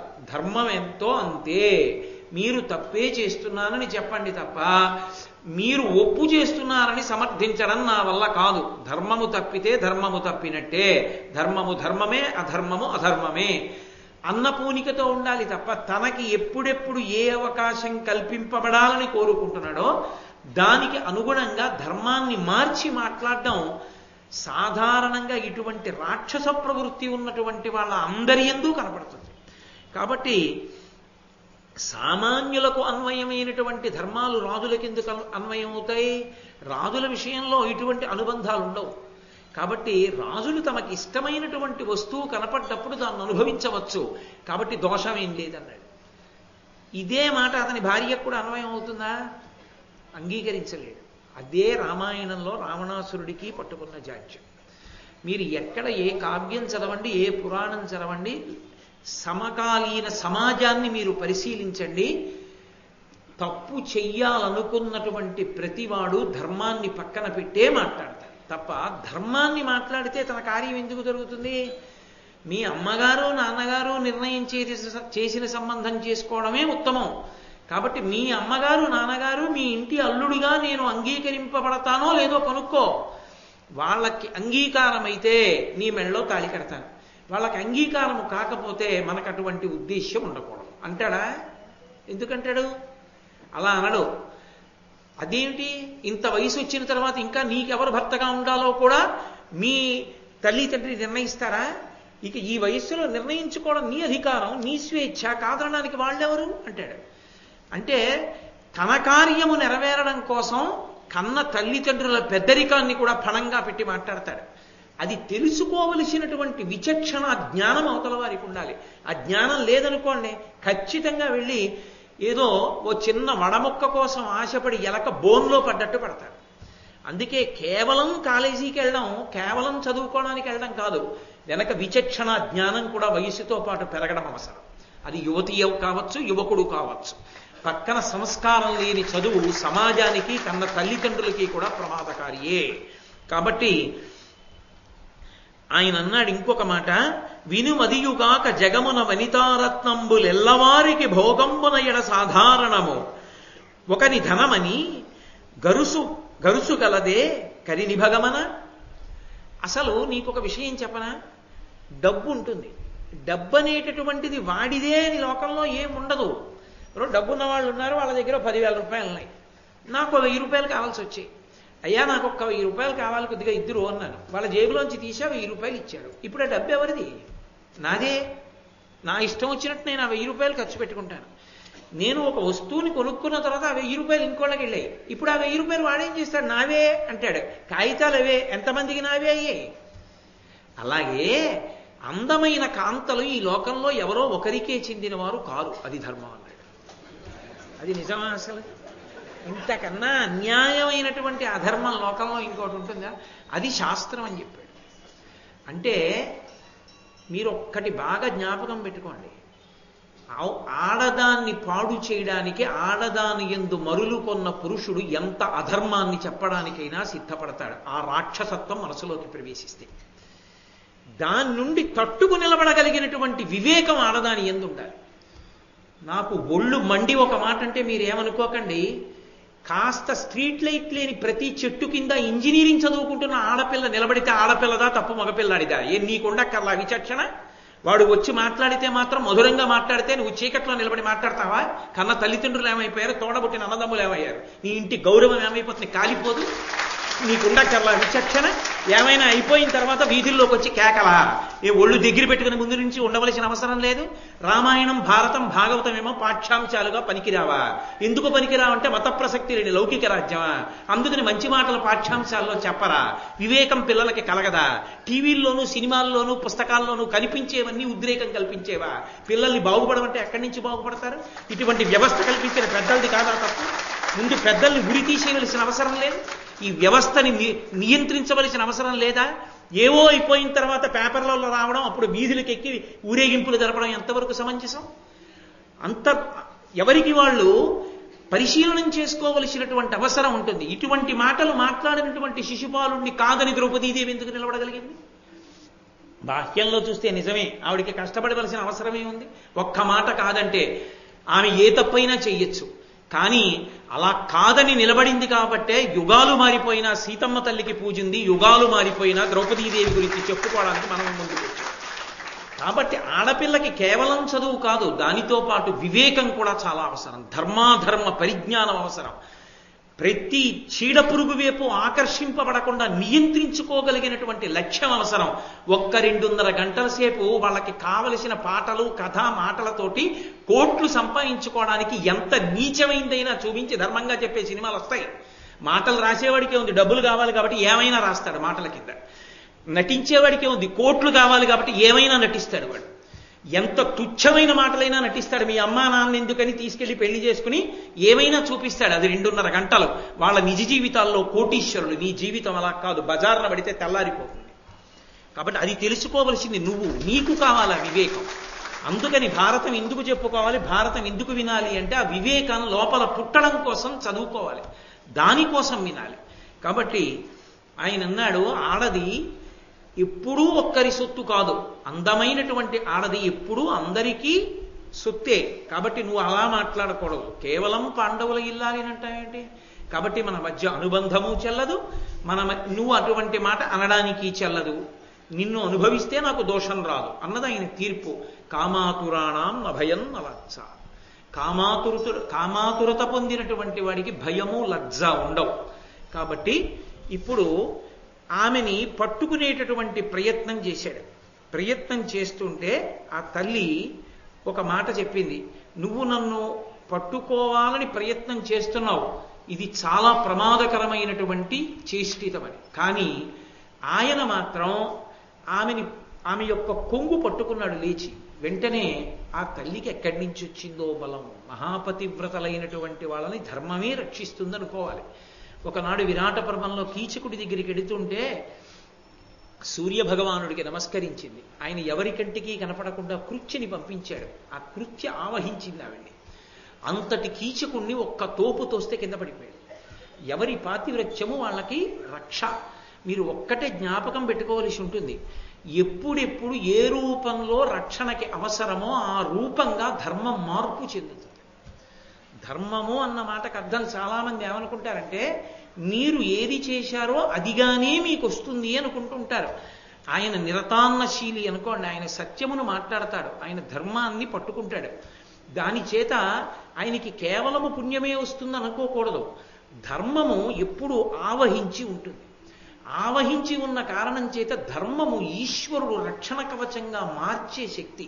ఆయన ఎక్కడో ఉండడు, ఇక్కడే ఉంటాడు. నీవారస్సూకవత్తన్వీ పీతాభాస్తనూపమా అని.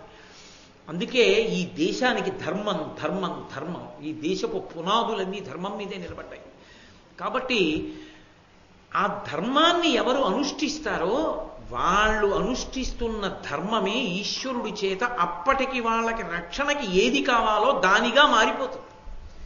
ద్రౌపదీదేవికి అంత శక్తి ఎక్కడిది అని మీరు నన్ను అడిగారనుకోండి, నిజంగా సైంధవుణ్ణి తోసి కింద పడేసేంత శక్తి ద్రౌపదీదేవికి ఉంది అని నేను చెప్పడం చాలా కష్టం. కానీ అలా ఆవిడ తోసేయగలిగినంత శక్తిని పొందగలుగుతోంది అంటే ఆమె ధర్మం. ఆ ధర్మం ఆమెడ మాటల యందు వ్యక్తం అవడం మొదలైంది. ఆమె మనసులో సైంధవుడి మాటలకి లొంగలేదు అనడానికి ఆమె పరమ ధార్మికురాలు, పరమపతివ్రత. వీడు పాండవులు ఎక్కడో అరణ్యాల్లో తిరుగుతున్నారు, రాజ్యభ్రష్టుడు అంటున్నాడు. కానీ వాళ్ళ యందు ఆమెకి ఎంత గౌరవం ఉందో, ఎంత భక్తి ఉందో ఆమె మాటల చేత ప్రకటితమవుతుంది. అంటే ఆమె ధర్మమునందు నిలబడి ఉన్నదని గుర్తు.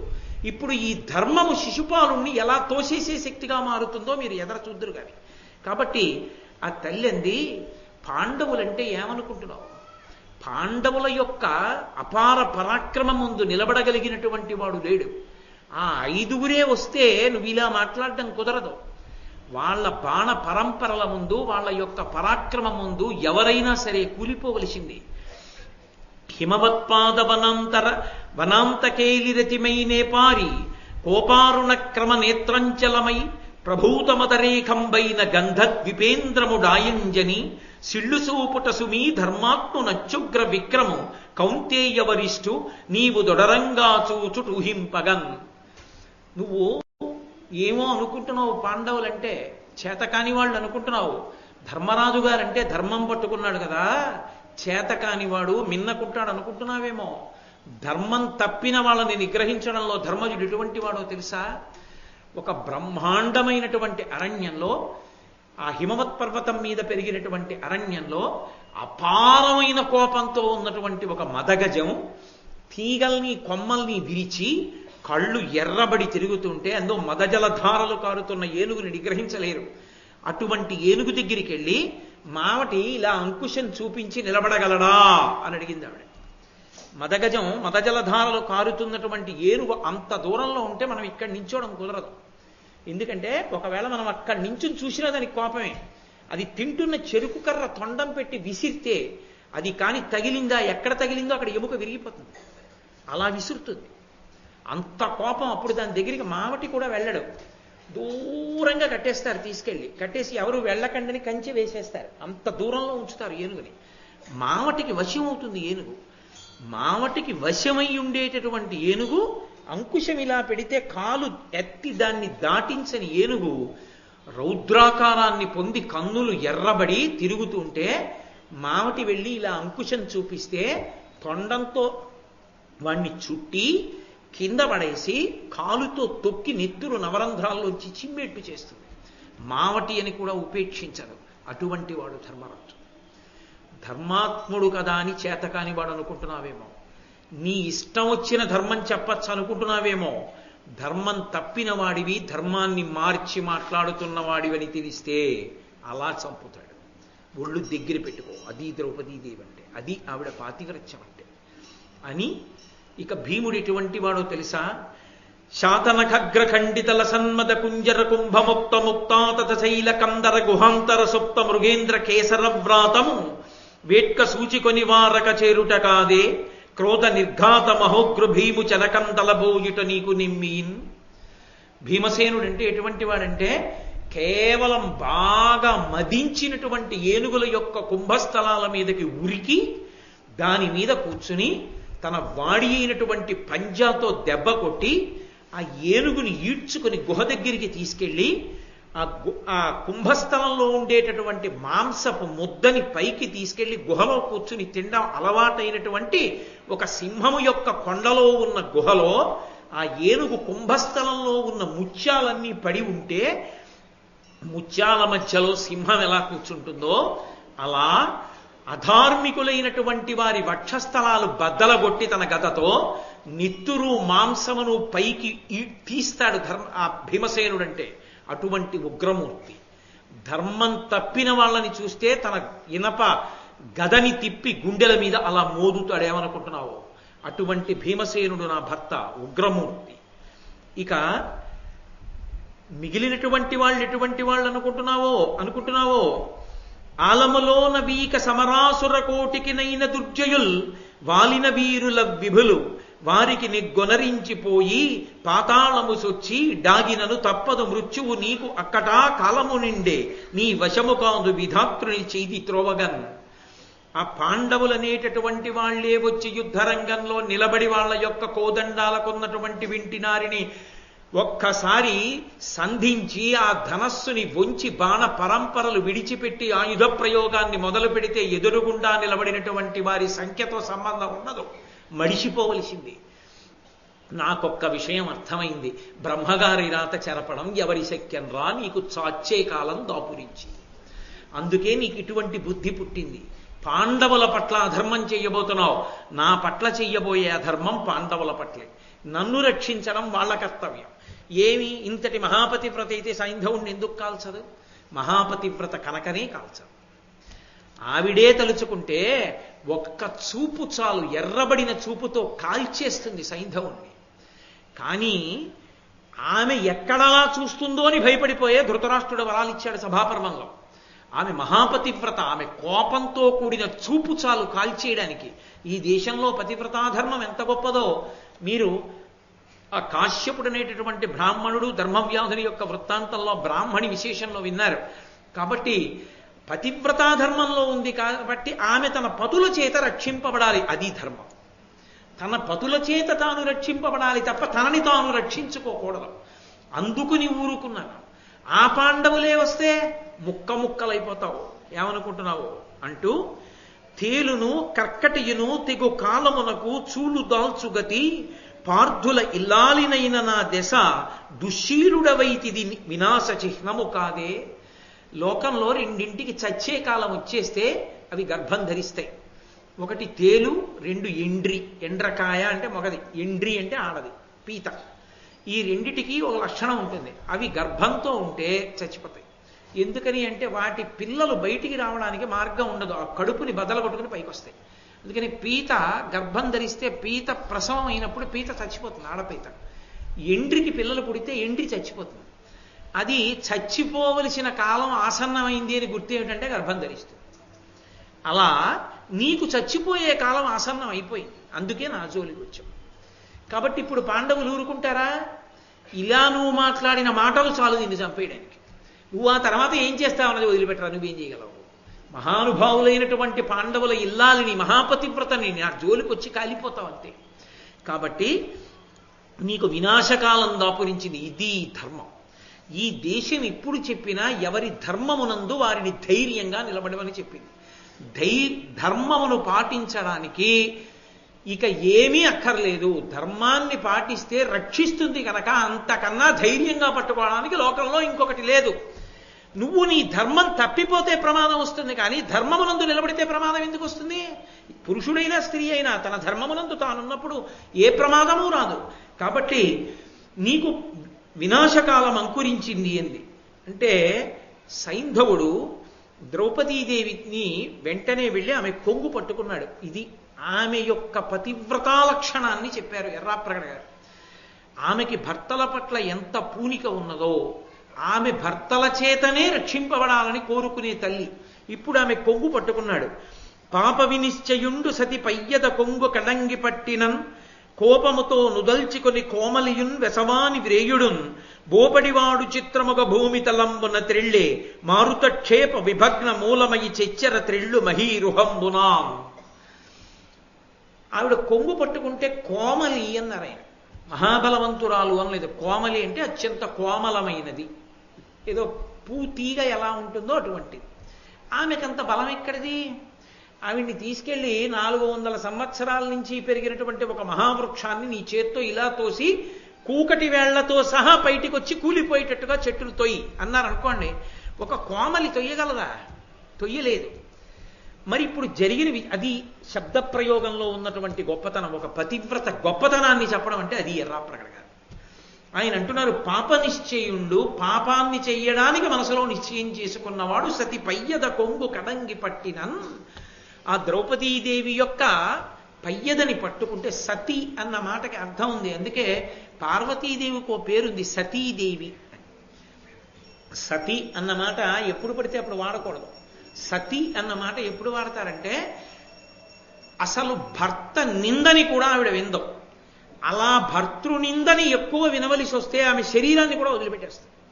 అందుకే సతీదేవి అన్న పేరుతో ఆవిడ దేహత్యాగం చేసేసింది పార్వతీదేవి, దక్ష ప్రజాపతి కుమార్తెగా.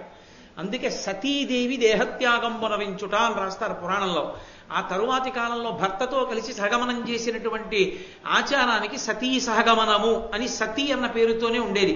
అది సదాచారం అని దాన్ని సమర్థించడం నా ఉద్దేశ్యం కాదు, కానీ ఆ సతీ అన్న పేరు వెనక ఉన్న విశేషాన్ని వర్ణిస్తున్నాను. ఆమె భర్తల పట్ల అంత గౌరవం కలది. ఆమె భర్తృ నిందకి ప్రాణం వదిలేస్తుంది తప్ప ఆమె భర్తలను కాదని ఆమె ఇంకొకటి కోరుకునేటటువంటిది కాదు. అంతటి మహాపతివ్రత యొక్క పవిట కొంగు పట్టుకున్నాడు. పట్టుకుంటే ఆమె కోపముతో నుదల్చుకొని కోమలయున్ వెసవామి విరేయుడున్. కోపంతో ఆవిడ ఆ పవిట కొంగును ఒక్కసారి ఇలా విదల్చుకుంటే వాడి 2 చేతుల్లోంచి జారిపోయింది ఆ కొంగు.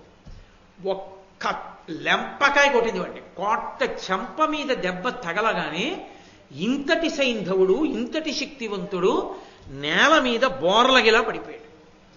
ఎక్కడిదా శక్తి? ద్రౌపదీదేవికి ఆ శక్తి సహజంగా శరీరాంతర్గతము అని మీరంటే అంతకన్నా అసందర్భమైన విషయం లోకంలో ఇంకోటి లేదు. ఒక ఆడది లెంపకాయ కొడితే తట్టుకోలేని వాడు యుద్ధాలు ఏం చేస్తాడు? అంతటి మహావీరుడిలా అవుతాడు. అంతటి అమాయకుడేం కాడు సైంధవుడు, మహావీరుడు. మరి ఎందుకు పడిపోయాడు అంటే దెబ్బ కొట్టినప్పుడు ఆమె చెయ్యి ఎటువంటిదో ప్రారంభంలో చెప్పారు ఎర్రాప్రగడ గారు కదంబ వృక్షం కింద నించున్నప్పుడు. అంత కోమలమైన చెయ్యి. ఆ చేత్తో కొడితే ఏకంగా మహావృక్షం కూకటి వేళ్లతో పెకలింపబడి పడిపోయినట్టు పడిపోయాడంటే ఆ చేతి దెబ్బ ఆవిడికి యథార్థంగా ఉన్న శారీర శక్తి కాదు, ఆమె పాతివ్రత్య ధర్మము అంతకన్నా ఒక అడుగు ముందుకి ఇయ్యకుండా వాడు కింద పడిపోయేటట్టుగా కొట్టింది. తల దిమ్మెన తిరిగిపోయి ఒక్కసారి లేచాడు. లేచి ఆమెని బంధీకృతురాల్ని చేశాడు, కట్టేశాడు. అంటే అప్పటికి వాడి మనసులో ఉన్నటువంటి దురాలోచన అణగి ఆ బంధనం చేసి ఆవిడ్ని తీసుకెళ్లి రథం మీద పెట్టుకున్నాడు. పెట్టుకుని ఆ రథం మీద తీసుకెళ్ళిపోవడానికి ఉద్యుక్తుడవుతున్నాడు. ఆవిడ వెంటనే ఆ ధౌమ్యుణ్ణి, పాండవుల యొక్క పురోహితుడు, ఆ ధౌమ్యుడికి వినపడాలని ధౌమ్యుడి పేరెత్తి కేకవేసింది. పాపం ఆయన పరిగెత్తుకొచ్చాడు. ఆయన బ్రాహ్మణుడు, ఆయన ఏం చేయగలడు? వచ్చి సైంధవుడికి ధర్మం చెప్పాడు. ఒరే నాయన, ఇలాంటి పని చెయ్యొచ్చా? మహాపతివ్రత ఆమెను ఎత్తుకెళ్ళడం ఏమిట్రా? నాశనం అయిపోతావురా. పాండవులు వస్తే వాళ్ళు ఊరుకుంటారా? ఎక్కడికి పోతావు? ఏ లోకానికి వెళ్ళినా వాళ్ళు వదిలిపెట్టరు, ఈడ్చి తెచ్చి చంపేస్తారు. నా మాట విను, ఆవిడ్ని వదిలిపెట్టని చెప్తున్నాడు. వినలేదు. ఆమెని తన రథంలో పెట్టుకుని తీసుకుపోయాడు. సైన్యమంతా అనుగమించింది, వెళ్ళిపోయింది సైన్యమంతా. పాండవులు వేటాడుతున్నారు. వేటాడి అన్ని దిక్కుల వేటాడి ఒక చోట కలుసుకున్నారు. నేను మీతో చెప్పే కదా, ధర్మము ధర్మమే. వెంటనే ధర్మరాజు గారికి కొన్ని సంకేతాలు కనపడ్డాయి. సూర్యుడు ఎటువైపు ప్రకాశిస్తున్నాడో అటువైపుకి పక్షులు ఎగరడం మొదలుపెట్టాయి. అలాగే ఆయన పక్కన ఒక వృద్ధ జంబుకం అంటే ఒక నక్క, ముసలి నక్క ఒకటి అరుస్తూ పరిగెత్తింది ఎడం పక్క నుంచి. ఆయన మనసులో అకస్మాత్తుగా ఆందోళన బయలుదేరింది. ఎవరో కడుపులో చెయ్యి పెట్టి కలిగినంత బాధ కలిగింది. వెంటనే ఆయన నలుగురు తమ్ముళ్ళని పిలిచన్నాడు, మనం కులాసాగా కబుర్లు చెప్పుకుంటూ ఇక్కడ ఉండకూడదు. ఏదో పెద్ద యుద్ధం జరుగుతుందని, ఏదో పెద్ద ప్రమాదం జరిగిందని మనం ఉన్న చోట నాకు సంకేతం తెలుస్తోంది. ఏమి శకునాలండి అంటారు. తెలుసుకోగలిగిన అసలు ముందు నువ్వు ధర్మంలో ఉంటే ఆ శకునం నీకు కనబడుతుంది. అసలు నీకు ధర్మమే లేనప్పుడు కనబడ్డవన్నీ దుశ్శకునాలే కాబట్టి ఏమి శకునాలండి అని ముందుకెళ్ళి ప్రమాదంలో పడతాడు. ఎందుకంటే బుద్ధి అటువంటిది మరి ధర్మంలో లేనప్పుడు. అందుకని శకున శాస్త్రం లేదండం తప్పు. శకున శాస్త్రం ఉన్నదని శాస్త్రమే. ధర్మాత్మలకు శకునములు తెలుస్తాయి. కాబట్టి నాకు అనుమానంగా ఉంది, ద్రౌపదీదేవిని విడిచిపెట్టి వచ్చాం. దుర్మార్గులైనటువంటి దుర్యోధనాదులు మనం చిత్రసేనుడితో యుద్ధం చేసి విడిపించామన్న కక్ష పెట్టుకుని ఒంటరిదైన ద్రౌపదీదేవి పట్ల ఏ ప్రమాదకరమైనటువంటి నడవడితో ఉన్నారో, కాబట్టి మనం ఒక్క క్షణం ఆలస్యం చేయకుండా చాలా వేగంగా రథాలు పూంచుకుని మనం ఆశ్రమానికి వెళ్ళిపోదాం పదండి అన్నాడు. వెంటనే గబగబా రథాలు ఎక్కారు. బయలుదేరి వాళ్ళు తృణబిందు ఆశ్రమానికి వచ్చారు. వస్తూనే రథాలు దిగలేదు. దిగితే ఆలస్యం అవుతుంది, అంతా క్షేమంగా ఉందా? అది శాస్త్రం మీద వాళ్ళకున్న నమ్మకం. లోపల ఉండవలసిన ద్రౌపదీదేవి ఉన్నదా? ధర్మరాజు గారి యొక్క సారథి అయినటువంటి ఇంద్రసేనుడు అనబడేటటువంటి వ్యక్తి లోపలికి వెళ్ళాడు కుటీరంలోకి. అక్కడికి వెళ్ళేటప్పటికి ధాత్రేయిక అనబడేటటువంటి ఆ చెలికెత్తే, ద్రౌపదీదేవి యొక్క చెలికెత్తే, ఆమె దగ్గర ఉపచారాలు చేసేటటువంటి వనిత నేల మీద పడి ఏడుస్తోంది. ఆ ఇంద్రసేనుడు వెళ్ళి అడిగాడు, ఎందుకు అలా ఏడుస్తున్నావు? భూమి మీద పొర్లుతూ ద్రౌపదీదేవిది అని అడిగాడు. అడిగితే దుర్మార్గుడైనటువంటి ఆ సైంధవుడు వచ్చాడు. మాట్లాడకూడని మాటలు మాట్లాడి మహాపతివ్రత అయినటువంటి ఆమె తిరస్కార ధోరణిలో మాట్లాడితే బంధించి రథం మీద పెట్టుకుని తీసుకెళ్ళిపోయాడు. కాబట్టి మీరు తొందరగా వెళ్ళండి అని ఆమె ఏడుస్తూ అంది. బూదిలో దరగిన పూర్ణాహుతియుబోలే, కుక్క తోల్తిత్తిలో కూరినట్టి రాజిత కపల గోరస ధారయును బోలే, మసనంబులో పడ్డ మహిత పుష్ప మాలికయును బోలే, మదిరాక్షి దుర్జను కథమున దూషితము కాక మున్న చనరయ్య వేగంబ చనుని సన్మంత్ర విశ్రుత పురోడాసనంబు శునకమునకు చనుని కమల సుగంధికాసారకేళి కలుష శవ ఖాది అయిన శృగాలమునకు చనుని తన్వంగి సౌందర్య చతురభావ భంగి ఆ దుష్ట చరితుని పాలుపడగా. మీరు ఇక్కడ కనుక్కోవడం కాదు, తొందరగా బయలుదేరండి. ఇప్పుడే కొద్ది నిమిషాలు మాత్రమే అయింది దేవిని అపహరించి. పూర్ణాహుతి అంతా అయిపోయిన తరువాత మిగిలిపోయినటువంటి బూదిలో పోసేసినటువంటి ఆ హవిస్సులా కుక్క యొక్క చర్మాన్ని ఒలిచి తిత్తి కుట్టి ఆ తిత్తిలోకి కపిలగోవు యొక్క పాలు పోసి పూజకి పట్టుకెళ్ళినట్టు అందంగా కట్టినటువంటి ఒక పుష్పహారం, అబ్బా ఎంత బాగుందో అన్న పుష్పహారాన్ని పట్టుకెళ్ళి శవానికి వేస్తే, ఆ శవాన్ని శ్మశానానికి తీసుకెళ్లిన తరువాత శవం మించి తీసి కింద పడేస్తే ఎంతో అందంగా కనపడుతున్న శ్మశానంలో పడి ఉన్నటువంటి పుష్పహారంలా కుక్క తోల్తిత్తితో కూరినట్టి రాజిత కపిల గోరస ధారయును బోలే మసనంబులో పడ్డ మహిత పుష్ప మాలికయును బోలే మదిరాక్షి దుర్జను కథమున దూషిత కాకమున్న చనరయ్య వేగంబ. ఆ మహాపతివ్రత అయినటువంటి ద్రౌపదీదేవి దుర్మార్గుడైనటువంటి సైంధవుడు అతని పరివారము చేత అవమానింపబడక పూర్వమే మీరు గబగబా వెళ్ళండి. మంచి వేదమంత్రాలతో పరమ పవిత్రంగా వండినటువంటి పిండి పదార్థం ఇక ఆ అగ్నిహోత్రంలో వేల్చడమే అనుకుంటున్నటువంటి తరుణంలో ఒక కుక్క వచ్చి పట్టికెడితే ఎలా ఉంటుందో అలాగే అందమైనటువంటి తామర పూలతో పద్మ కింజిల్కమలతో సుగంధ పరిమళాలతో ఉన్నటువంటి సరోవరంలోకి కుక్కలు వెళ్ళి స్నానం చేస్తే ఎలా ఉంటుందో ఆ సైంధవుడు ద్రౌపదీదేవిని ఆశించి తీసుకెళ్లడం అలా లేదా? కాబట్టి మీరు తొందరగా బయలుదేరండి అందావిడ. అనగానే ఆయన అన్నాడు, నీకు పిచ్చా, ఎందుకు భయపడతావు? ఆ మహానుభావుడు అర్జునుడు గాంధీవం పట్టుకుని ఉండగా, నకుల సహదేవులు భీమసేనుడు గద పట్టుకుని ఉండగా, ధర్మరాజు గారు శూలాన్ని పట్టుకుని ఉండగా తరమే సైంధవుడికి ఏ లోకానికి తీసుకెళ్లగలడు? ఇప్పుడే పట్టి వాళ్ళు రక్షించి ద్రౌపదీదేవిని తీసుకొస్తారని ఆమెకు ఊరట కొల్పి తీసుకుని గబగబా బయలుదేరి వేగంగా రథాలతో సైంధవుని యొక్క సైన్యానికి దరిదాపులుగా వెళ్ళారు. వెళ్ళేటప్పటికి ఆ సైంధవుడు వెనక్కి తిరిగి చూశాడు. పాండవ సైన్యాలు వస్తున్నాయి. ద్రౌపదీదేవి వంక తిరిగి అన్నాడు, నేను ఆ పాండవుల్ని 5గురిని ఎప్పుడూ చూడలేదు, ఒక్కసారి నాకు వాళ్ళ యొక్క స్వరూప స్వభావాలు చెప్పవలసింది అన్నాడు. తెలిసో తెలియకో ఒక్క మాట అన్నాడు. ఇప్పుడు చెప్తుంది ద్రౌపదీదేవి. వాడికి చెప్పడం ఎందుకండి అని మీకు అనుమానం రావచ్చు. అసలు వాళ్ళని చూడగానే ఆమెకి ఊరట. ఇప్పుడు మళ్ళీ తన భర్తల యొక్క వైభవాన్ని వర్ణించడం ఆవిడికి పరమానందం. అందుకే సుందరకాండలో సీతమ్మ తల్లి కూడా 10 నెలల తర్వాత స్వామి హనుమ వచ్చి రామచంద్రమూర్తి యొక్క కథ చెప్పి రాముని యొక్క గుణగణాలు చెప్తే ఇంకొక రాత్రి ఉండవా, రామాయణ కథ చెప్పవా అని అడిగింది. తన భర్తని పొగిడితే తాను పరవశించిపోతుంది పతివ్రత అయినటువంటి తల్లి. అందుకు కదా సౌందర్యలహరిలో శంకర భగవత్పాదులు విపంచాగాయంతి వివిధమపదానం పశుపతేహే అంటారు.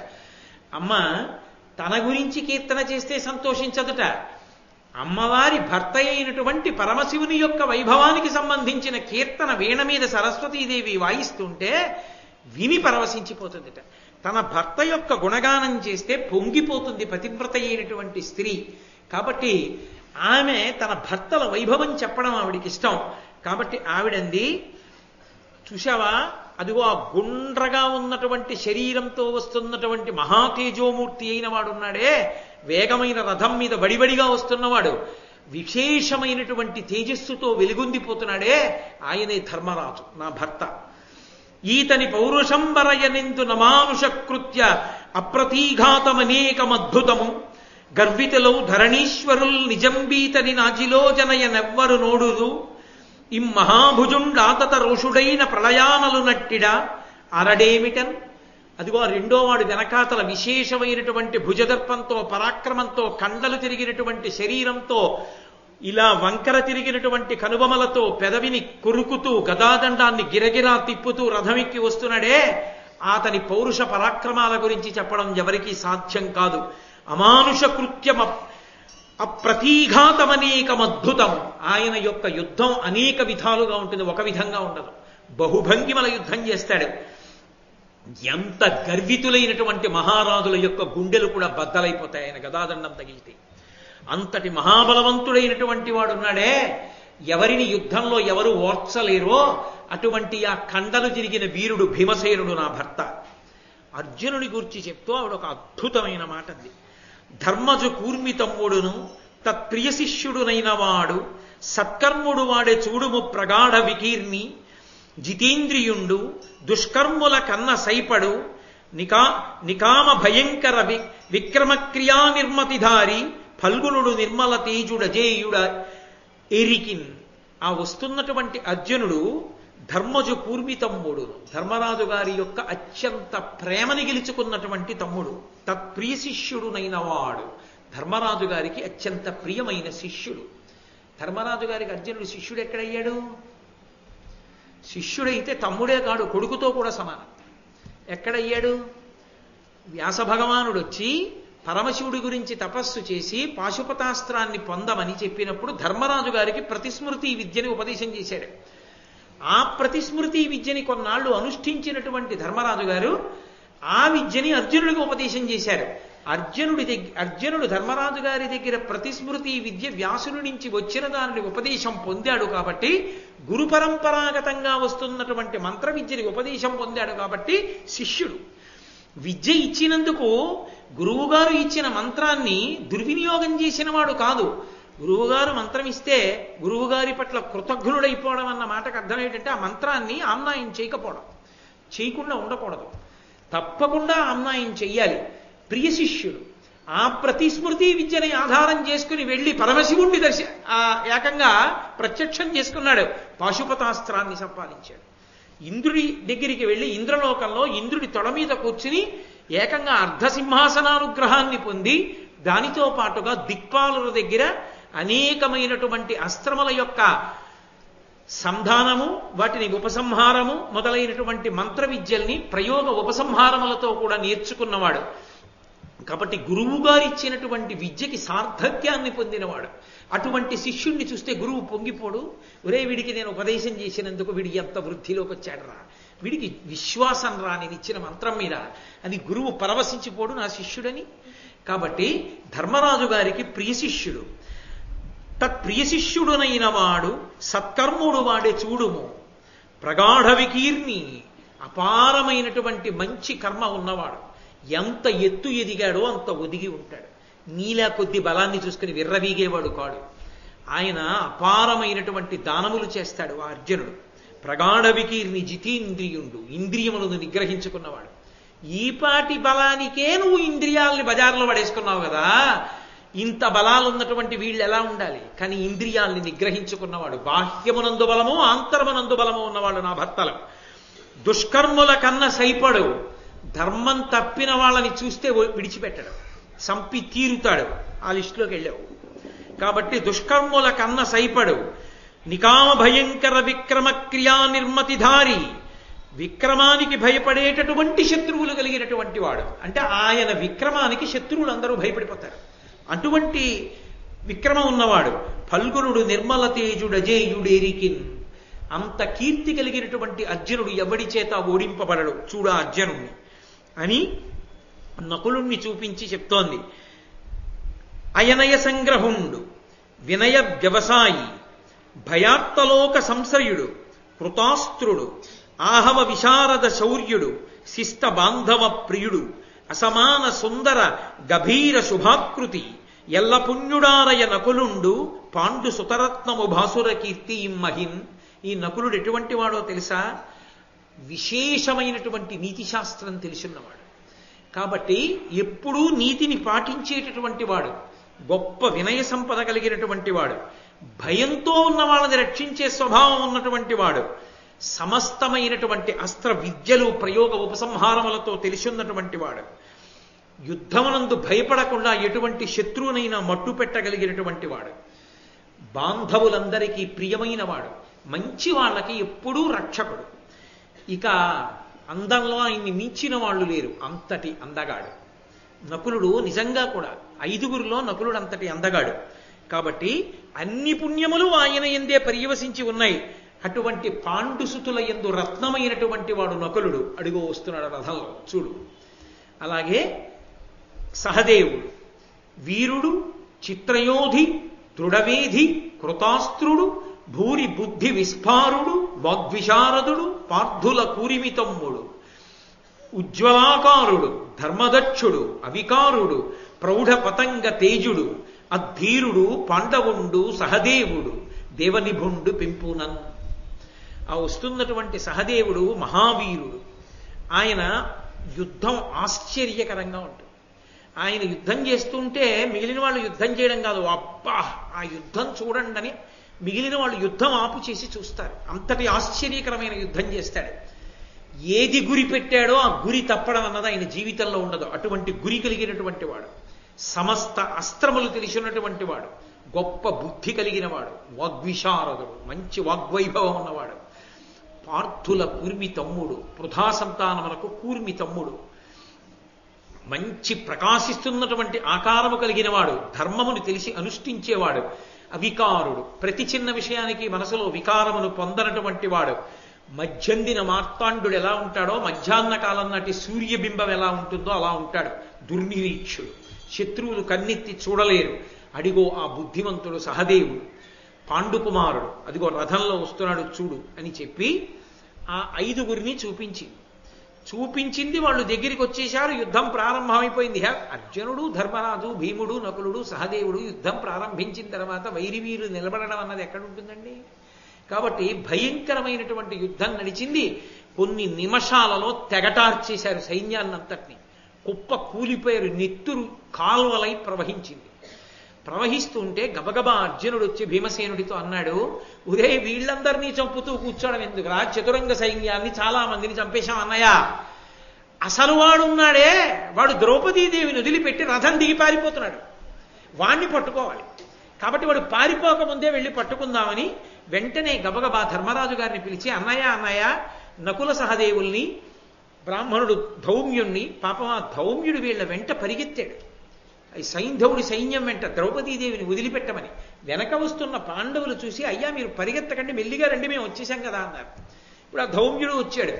ధౌమ్యుణ్ణి తీసుకుని రథం మీద వెళ్ళిపో ద్రౌపదీదేవితో. మేమిద్దరం బయలుదేరుతాం. భీముడు అన్నాడు, ఆయన ధోరణ అయిందే, ఆయన కోపం అయింది. ఆయన అన్నాడు, ఎక్కడికి పోతాడన్నయ్యా పరిగెత్తుకుంటూ? పరిగెత్తని పాతాళానికి పోతాడా, దేవలోకానికి పోతాడా? ఎక్కడికి పోయినా వెతికి పట్టుకుని నా పిడిగుద్దుల చేత వాడి భూమికను విరగ్గొట్టి చంపేస్తాను, ఎత్తులు కక్కించి. అన్నయ్య సంతోషంగా వెళ్ళిపోన్నాడు. అనగానే ఆగిపోయాడు ధర్మరాజు గారు. ఆగిపోయి, అది ధర్మరాజు గారంటే, అది వాళ్ళ ధర్మం అంటే. భార్యని పరిహసించారన్నప్పుడు కూడా వాళ్ళు ధర్మాన్ని తప్పరు. ఆయన అన్నాడు, అనిన ధర్మదుడిట్లను అద్దురాత్ము బొలియజేయుట తగదు దుస్సలతలంచి వానినొక తప్పునకు సైపవలదే అంబికేయ మహిషికి ఖేదంబు సెయ్యతగునే. భీముడా తొందరపడకు, ఆ సైంధవుణ్ణి చంపకూడదు. ఎందుకు చంపకూడదో తెలుసా? అతను దుస్సల భర్త. దుస్సల ఎవరు? మనకి చెల్లెలు. మనకి చెల్లెలు కాబట్టి మనం ఏమవుతాం? బావగారులు అవుతాం. బావగారు బతకగోరుతాడు. అందుకే ఎంత అశుభం జరిగినా బావగారు తీసుకొచ్చి బట్టలు పెట్టేస్తే ఇంకా లౌకిక ప్రపంచంలోకి వచ్చేస్తాడు. అలాగే బావగారు బతకగోరుతాడు కాబట్టే ఏదైనా శుభకార్యం జరుగుతుంటే బావమరి తెచ్చి బట్టలు పెడతాడు. ఆ బావమరిది శాస్త్రం తెలిసిన్నవాడైతే అంచున్న పంచె పెట్టాలి. అంతేకాని కుట్టించిన ప్యాంటు చొక్కా తీసుకొచ్చి పెట్టకూడదు. పోనీ ప్యాంటు చొక్కా పెట్టినా దాని మీద ఓ పంచెల చాపు పెట్టాలి. ఎందుకంటే మీకు నేను వస్త్ర పన్నం గురించి చెప్పినప్పుడు చెప్పాను, అంచు కలిగినటువంటి వస్త్రాన్ని పంచగా కట్టుకుంటే ఆయుర్దాయం. కాబట్టి ఆయుర్దాయం పెరుగుతుంది. బావగారు మీరు 10 కాలాలు బ్రతికుండాలండి, మీరు బ్రతికుంటేనే మా చెల్లి సంతోషిస్తుంది. మా చెల్లి పసుపు కుంకాలు మీరే, మా చెల్లి సమస్త భోగములు మీరే. కాబట్టి మీరు 10 కాలాలు బతకాలి అని కోరుకోవడానికి బావమరిది పంచెలు చాపిస్తాడు. ఆ పంచెలు చాపే కట్టుకుంటాడు. ఎందుకో తెలుసా? మిగిలిన వాళ్ళు పెట్టినా మనసులో అంత ప్రేమతో పెట్టారో లేదు కానీ కడుపులో ఎంత వైరం ఉన్నా బావగారు బ్రతకాలని కోరుకునేవాడు బావమరిది. బావమరిది అంటే బ్రతక కోరుతాడు. అందుకే బావగారు బ్రతకాలని కోరుకుంటాడు. మేనల్లులను చూస్తే మురిసిపోతాడు. అందుకే ఒక పురుషుడు బావమరిదిగా, మేనమామగా అమృత హృదయుడు. మేనమామల ముద్దు మేలైన ముద్దు, తాతలకు తా ముద్దు తాను అబ్బాయి. తాను బావమరిది కావడం, తాను మేనమామ కావడం, తాను తాత కావడం, ఆ హృదయం మరింత సంస్కారవంతం అవుతోందనడానికి గుర్తు. ఆ ప్రేమ మిగిలిన వారి ఎందుకు కూడా అన్వయం అయితే వాడు ధన్యాత్ముడు. కాబట్టి మనం బావలంగా మనం చంపేయడం ఏమిటి? ఆ సైంధవుణ్ణి మనమే చంపేస్తే రేపు దుస్సల ఏడిస్తే పరామర్శకెళ్ళి ఏం చెప్తాం? మీరు నా అన్నలే, మీరే నా పసుపు కుంకాలకి ప్రమాదం తెచ్చారా అని అడగదా? ఇంకొకటి ఆలోచించు, మనకి తండ్రి లేడు, మన పెద్ద తండ్రి మన తండ్రి. ఇంట ఏ శుభకార్యం జరిగినా పెద్ద తండ్రి గారి పేరు మీదే ఉంటుంది. అటువంటి పెద్ద తండ్రి అంబికేయుడు, అంబికాపుత్రుడైనటువంటి ఆ ధృతరాష్ట్రుడు తన అల్లుడు చనిపోయాడని, తన కూతురు పసుపు కుంకాలు పోయాయని పెద్ద నాన్నగారు ఏడిచేటట్టు కొడుకులు ప్రవర్తించచ్చురా? మనం కొడుకులం కాదు పెదనాన్నగారికి, తప్పు కదా, అలా చేయొచ్చా? ఇంకొకటి ఆలోచించు, ఆయన భార్య మనకేమవుతుంది? పెద్దమ్మ. తాను వృద్ధురాలైపోయి పసుపు కుంకాలతో ఉంది, తన కళ్ళ ముందు తన కూతురి పసుపు కుంకాలకు ఇబ్బంది వస్తే ఎంత ఏడుస్తుంది రా గాంధారి? రేపు దుస్సల ముందే ముఖం పెట్టుకుని నిలబడతావు, ధృతరాష్ట్రుడి ముందే ముఖం పెట్టుకుని నిలబడతావు, గాంధారి ముందే ముఖం పెట్టుకుని నిలబడతావు, బంధువుల ముందే ముఖం పెట్టుకుని నిలబడతావు. ఆవేశంలో బావగారిని చంపిన వాళ్ళు అని మన నింద చేయరా? నింద మాట అటుంచు, ధర్మమా? బావమరిది సంపచ్చా? ఒక్క తప్పు విడిచిపెట్టలేవా? కాయలేవా? ధర్మం కోసం క్షమించలేవా? చంపుతానంటామే, చంపకు. భీముడు అగ్నిహోత్రంలో ఉన్నవాడు ధర్మరాజు మాటలు వింటే ఇలా అయిపోతాడు, అంత ధర్మం మాట్లాడతాడు. అంటే అర్జునుడి వంక తిరిగి అన్నాడు, అన్నయ్య ఎవడైనా శత్రువు దొరకగానే ఈ ధర్మం ఎక్కడి నుంచి గుర్తొస్తుంది అన్నయ్య అన్నయ్యకి? ఇక మళ్ళీ మాట్లాడకూడని ధర్మం చెప్తాడన్నయ్య. చంపద్దు అంటున్నాడు సైంధవుణ్ణి అన్నాడు. అంటే ద్రౌపదీదేవి ఆయన అలాగే చెప్తారు, చంపి అసలు బారైండి ఆ సైంధవుణ్ణి. ఆవిడ అలా అనకపోతే ఎలా? ఆడది మహాపతివ్రతకి ప్రాణం కన్నా మానం గొప్పది. తన మానం జోలికి వచ్చినటువంటి వాణ్ణి అవునులేండి విడిచిపెట్టేయండి అని ఎందుకంటుంది? చంపి అవతల పారాయండి అనే అంటుంది ఆవిడ. కానీ ఎవరి మాటకి గౌరవం ఇస్తారు? ధర్మరాజు గారి మాటది పెద్దరికం. అది పాండవుల యొక్క ధర్మం. అంటే అది ఏ విపత్కర పరిస్థితులలో ఉండనివ్వండి ధర్మాన్ని పట్టుకుంటాడు ధర్మరాజు. ధర్మరాజు గారి మాట కాదని ఉద్రేకంతో చెయ్యరు తమ్ముళ్ళు. అన్నమాట పట్టుకోవడం వాళ్ళ ధర్మం, ధర్మాన్ని పట్టుకోవడం అన్న ధర్మం. అందుకు పాండురాజు గారు ఎంత బలవంతులైన కుమారులు కావాలన్నది తర్వాత అడుగుతారు. ముందు ధర్మాన్ని పట్టుకునే పెద్ద కొడుకు కావాలన్నాడు. కొడుకుల్ని కనే ముందు. ఎందుకని? ధర్మాన్ని పట్టుకునే పెద్ద కొడుకుంటే కింద ఎంత బలవంతులు రక్షింపబడతారు ధర్మం చేత. పైన ధర్మం లేకపోతే ఎంత బలం ఈలిగిపోతుంది యుద్ధంలో. అందుకే ధర్మం వలన నాకు పెద్ద కొడుకు కావాలన్నాడు. ధర్మరాజు గారు పెద్ద కొడుకుగా పుట్టాడు. మహానుభావుడు. ఎంత క్లేశభూయిష్టమైన సందర్భంలో కూడా ధర్మం చెప్తాడండి. అందుకే భారతం చదువుకుంటే నిగ్రహానుగ్రహములు ఏర్పడతాయి. నిగ్రహానుగ్రహములు ఆ ధర్మమునందు అనురక్తి పెరుగుతుంది. కాబట్టి సరే అన్నయ్య అన్నాడు. వెళ్ళిపోయాడు ధర్మరాజు. భీమార్జునులు ఇద్దరూ పరిగెత్తుకుంటూ వెళ్ళారు. ఆ సైంధవుడు పరిగెత్తి పరిగెత్తి భీమార్జునుడి దగ్గరికి వచ్చేస్తున్నారని భయపడి ఓ పొదలో దూరి దాక్కున్నాడు. పొదలో దూరి దాక్కుంటే భీముడు వదులుతాడా? అప్పటి వరకు ఇంత మొనగాడిని అండం ఎందుకు? కళ్ళు మూసుకుపోయి దోషం చేయడానికి ప్రయత్నం చేయడం ఎందుకు? తీరా 10 మంది బడికెలట్టుకొచ్చేటప్పటికి పారిపోయి దాక్కోవడం ఎందుకు? ఇప్పుడు వెళ్ళి పొదలో దాక్కున్నాడు. దాక్కుంటే అర్జునుడు భీమసేనుడు వాడిని పట్టుకోవడం పెద్ద కష్టమా? 2 వైపులా వెళ్ళి పట్టుకున్నారు. ఆ భీముడు జుత్తు పట్టుకుని బయటికి ఈడ్చి భూమికల్లో ఒక్క గుద్దు గుద్దాడు. గుద్దేటప్పటికి పటపట శబ్దం వచ్చి నోట్లోంచి ముక్కులోంచి నెత్తురు త్రెళ్ళని కక్కాడు. కింద పడేసి ఆయన మెడ మీద ఒక పాదాన్ని పెట్టి తొక్కి పెట్టి ఉంచి అరిచి ఎత్తి గుండెల మీద ఒక్క దెబ్బ కొట్టాడు. కొట్టేటప్పటికే అన్ని రంధ్రాల్లోంచి నెత్తురు బడబడబడబడ పైకొచ్చింది. అర్జునుడు అన్నాడు, అన్నయ్య అన్నయ్య అన్నయ్య ఆగు ఆగు, కొట్టకుండా ఆగలేవి ఎలాగోనని కొడితే ఊరుకున్న 2 దెబ్బలు. అంతకన్నా కొడితే చచ్చిపోతాడు. చచ్చిపోతే అన్నయ్య మొహం చూడాలి. ఇక ధర్మరాజు గారి దగ్గరికి వెళ్ళి మన ఇద్దరం చేతులు కట్టుకుని ఏం చెప్పాలి? అందులో 3వ దెబ్బ కొట్టకన్నయ్య వదిలేయమంటే ఊరుకోగలరా? భీమసేనుడు ఊరుకోలేడు. ఆయన కక్ష అటువంటిది. ద్రౌపదీదేవి జోలికి వెళ్ళారు. ఆయన ఏం చేశాడంటే, కొడితే చచ్చిపోతాడంటున్నావు, కొట్టను, ఏం చేస్తానో చూడన్నాడు.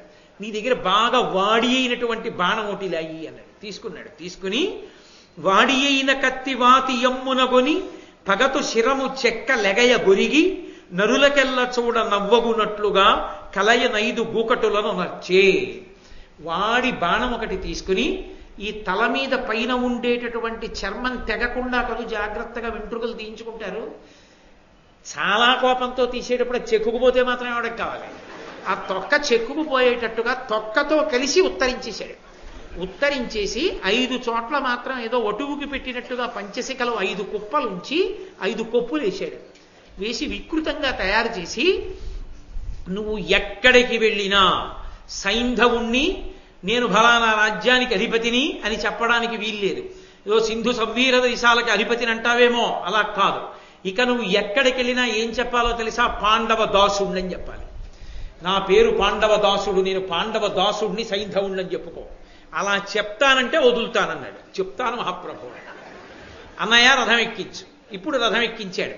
చుట్టూ ఉన్న వాళ్ళు చూసి నవ్వుతున్నారు. ఏమిటి ఆ 5 కొప్పులు ఏమిటి, ఆ తొక్కరేగిపోయి ఆ రక్తం ఏమిటి, వీడి గోడుగుండేమిటి, వీడి విచిత్రం ఏమిటి అని ఆ రథంలో పెట్టి ధర్మరాజు గారి దగ్గరికి తీసుకెళ్ళాడు. తీసుకెళ్లి కిందకి దింపాడు. ద్రౌపదీదేవి వచ్చి నించుంది. ఇప్పుడు మాత్రం ఆవిడ పక పక పక పక నవ్వింది. ఏమి తప్పు? నవ్వదు మహాపతివ్రత. అంత చెప్పింది విన్నాడా? ఆవిడ పడ్డ కష్టం ముందు మరి వాడు పడ్డ దురవస్థ చూస్తే, ఒరే నేను చెప్పినప్పుడు చెల్లి అని వెళ్ళిపోతే ఎంత బాగుపడదురా? చెప్పాను విన్నావా? తొక్క ఊడిపోయేలా గొరిగేశాక తెలిసి వచ్చిందా? భూమికలు ఇరిగిపోయాక తెలిసి వచ్చిందా?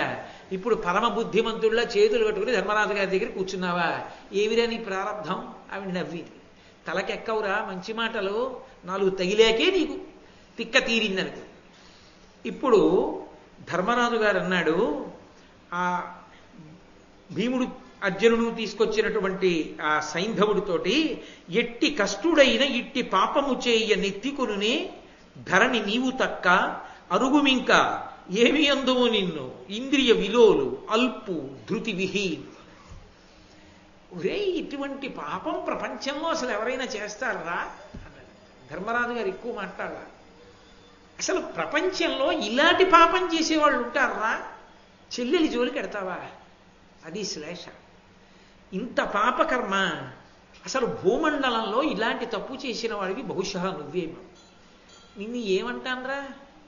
ఏమైనా అనడానికి అంటే నిందించడానికి సరిపోయిన తప్పు చేసిన వాడైతే నింద చేయొచ్చు. నీలాంటి వాడిని నిందించడం కూడా అనవసరం. నీలాంటి తప్పు చేసిన వాడిని నిందించడానికి లోకంలో నిందావాక్యాలు లేవు. కాబట్టి పో, చచ్చినట్ట బతికినట్ట. కాబట్టి పో ఇక్కడి నుంచి, అరుగుమింక పో ఇక్కడి నుంచి.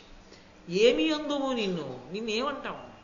ఇంద్రియ విలోలు, ఇంద్రియాల్ని అదుపు చేసుకోలేని బేల, అల్పుడివి. పోనీ ఏమైనా పెద్ద పరాక్రమం ఉందా? పనికి మాలిన వాడివి. మమ్మల్ని చూస్తే పొదల్లోకి పారిపోయావు, గుండు చేస్తే ఏడుస్తూ కూర్చున్నావు. అల్పుడివి, చాలా పనికి మాలిన వాడివి. ధృతి విహీను, పట్టుదల లేదు, సరి అయిన ఆలోచన లేదు. నిన్నేమంటానరా? వదిలేండి పోతాడు. ఇప్పుడు సైంధవుడికి బతుకా చావా? ఇప్పుడు ఆయన ముందు 3 ప్రత్యామ్నాయాలు ఉన్నాయి. ఒకటి, ఇంత జరిగిన తరువాత ఎక్కడైనా మనసులో కించిత్ యుక్తాయుక్త విచక్షణ ఉంటే పశ్చాత్తాపాన్ని పొందడం. పశ్చాత్తాపాన్ని మించినటువంటి ప్రాయశ్చిత్తం లోకంలో ఇంకోటి లేదు. దాని వలన మళ్ళీ ధర్మమునందు నిలబడగలడు. 2, అలా బ్రతకడం కన్నా చచ్చిపోతానని ఏ ప్రాయోపవేశమో చెయ్యాలి.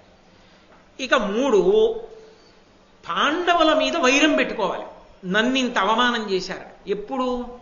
అత్యంత హీనమైన అల్పమైన అర్థం లేని మనసైతే, ఒరే నన్ను వాళ్ళు ఎందుకు ఇలా చేశారని ఆలోచించకుండా వాళ్ళు నన్ను అలా చేయడం తప్పన్నట్టుగా వైరం పెట్టుకోవాలి. 3వ జాతికి చెందినవాడు సైంధవుడు. అందుకని పాండవుల మీద వైరం పెట్టుకున్నాడు. పాండవుల మీద వైరం పెట్టుకుని ఇంటికి వెళ్ళడం మానేసి గంగానది సముద్రంలో కలిసేటటువంటి సంగమ స్థానానికి వెళ్ళాడు. వెళ్ళి భయంకరమైన తపస్సు మొదలుపెట్టాడు పరమశివుడి గురించి. ఆదిత్యార్చిత పాదపద్ము జగదేకాధీషు ఈశున్ త్రిలోకాదిన్ కామవిభేది పర్వత సుతాహ్లాదైక సంపాది నిక్కేదుండై శివునాత్మలో నిలిపి అక్షీణ వ్రతారూఢతం పాదాంగుష్టము నేలమోపి తపమప్పంచేస సద్భక్తిమే.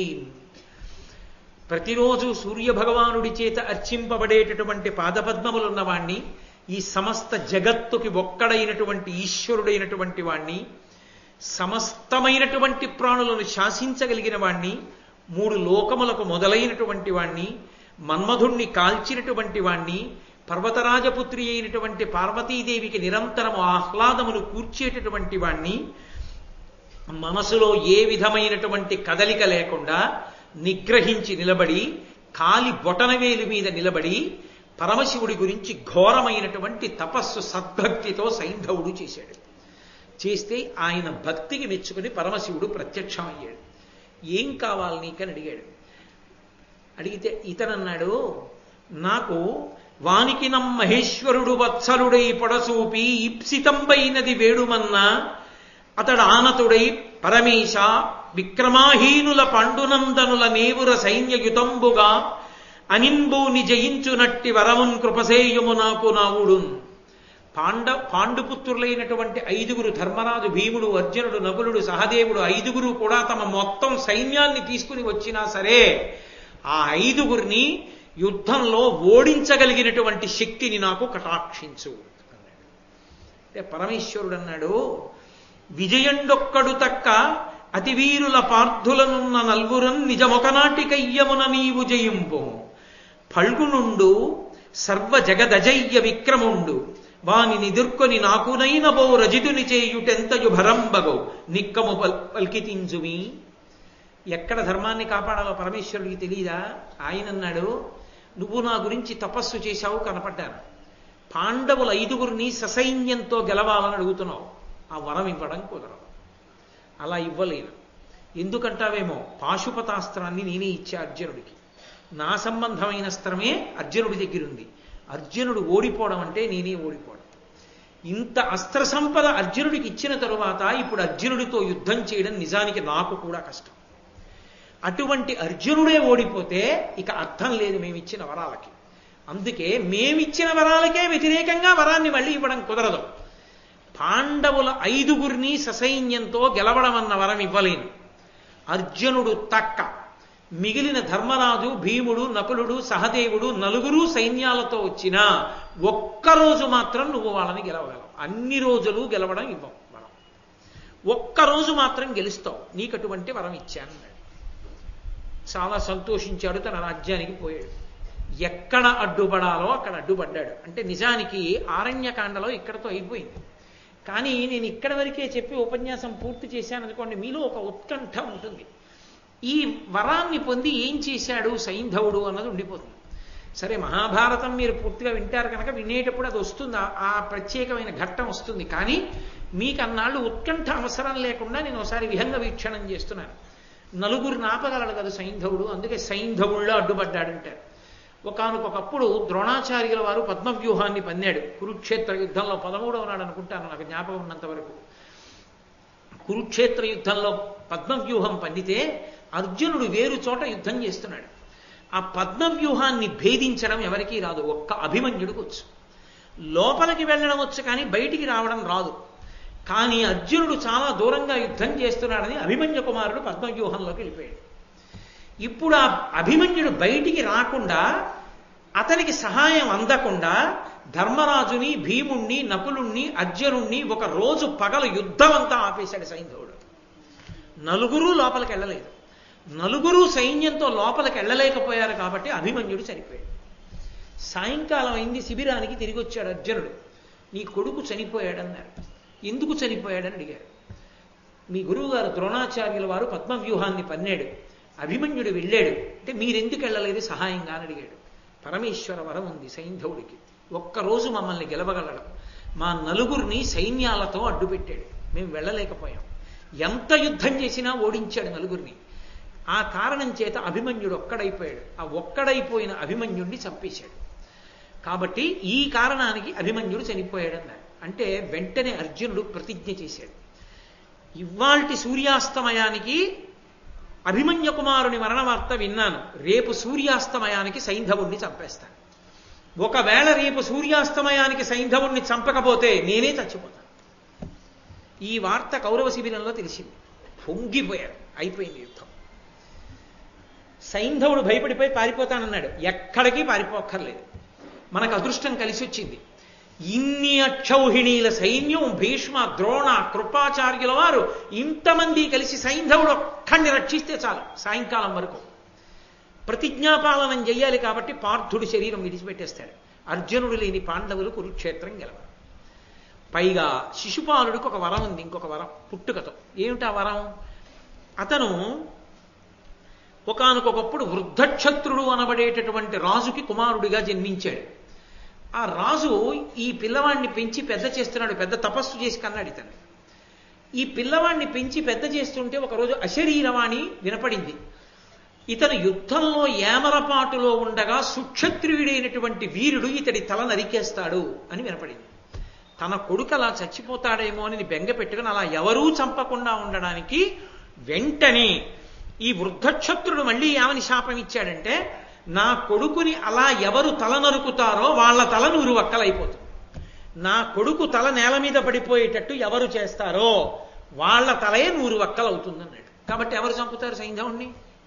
సైంధవుడి తల కొట్టారనుకోండి, ఆ తల కింద పడింది అనుకోండి, అంటే పోనీ సైంధవుడిని చంపేశారు. చంపేస్తే సైంధవుడు కింద పడతాడా పట్ట? తల తగులుతుందా తగలదా భూమికి? తల తగిలితే ఎవరు కొట్టాడో వాడి తల 100 వక్కలు అయిపోతుంది. ఎటొచ్చి అర్జునుడికి ప్రమాదం వచ్చింది. ఎలా తలపట్టు కూర్చున్నారు, ఆవేశంలో కొడుకు కోసం ప్రతిజ్ఞ చేసేశాడు.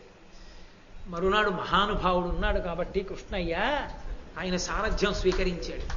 స్వీకరించి బెంగపెట్టుకోక అర్జున అని ఆ ద్రోణాచార్యుల వారు అన్నాడు. సైంధవుడు ఏడుస్తుంటే, ఎందుకురా ఏడుస్తావు, మేమందరం లేము, శకట వ్యూహాన్ని పొందుతాను 14వ రోజు. ఆ శకట వ్యూహాన్ని భేదించి లోపలికి రావడం అంత తేలిక కాదు. కాబట్టి నిన్ను శకట వ్యూహానికి చిట్ట చివరికి తీసుకెళ్ళి నించో పెడతాం. ఇంతమందిని దాటి రావాలి, ఒక్కనాటికి రాడు. సాయంకాలం అయిపోతుంది, అర్జునుడే ప్రాణం విడిచిపెడతాడన్నారు. నిజంగా కూడా అంతే జరిగింది. అంతే జరిగిందంటే అంత ఉపద్రవం వచ్చింది. అర్జునుడు బయలుదేరాడు యుద్ధానికి. కృష్ణ పరమాత్మ సారథ్యం చేస్తున్నారు.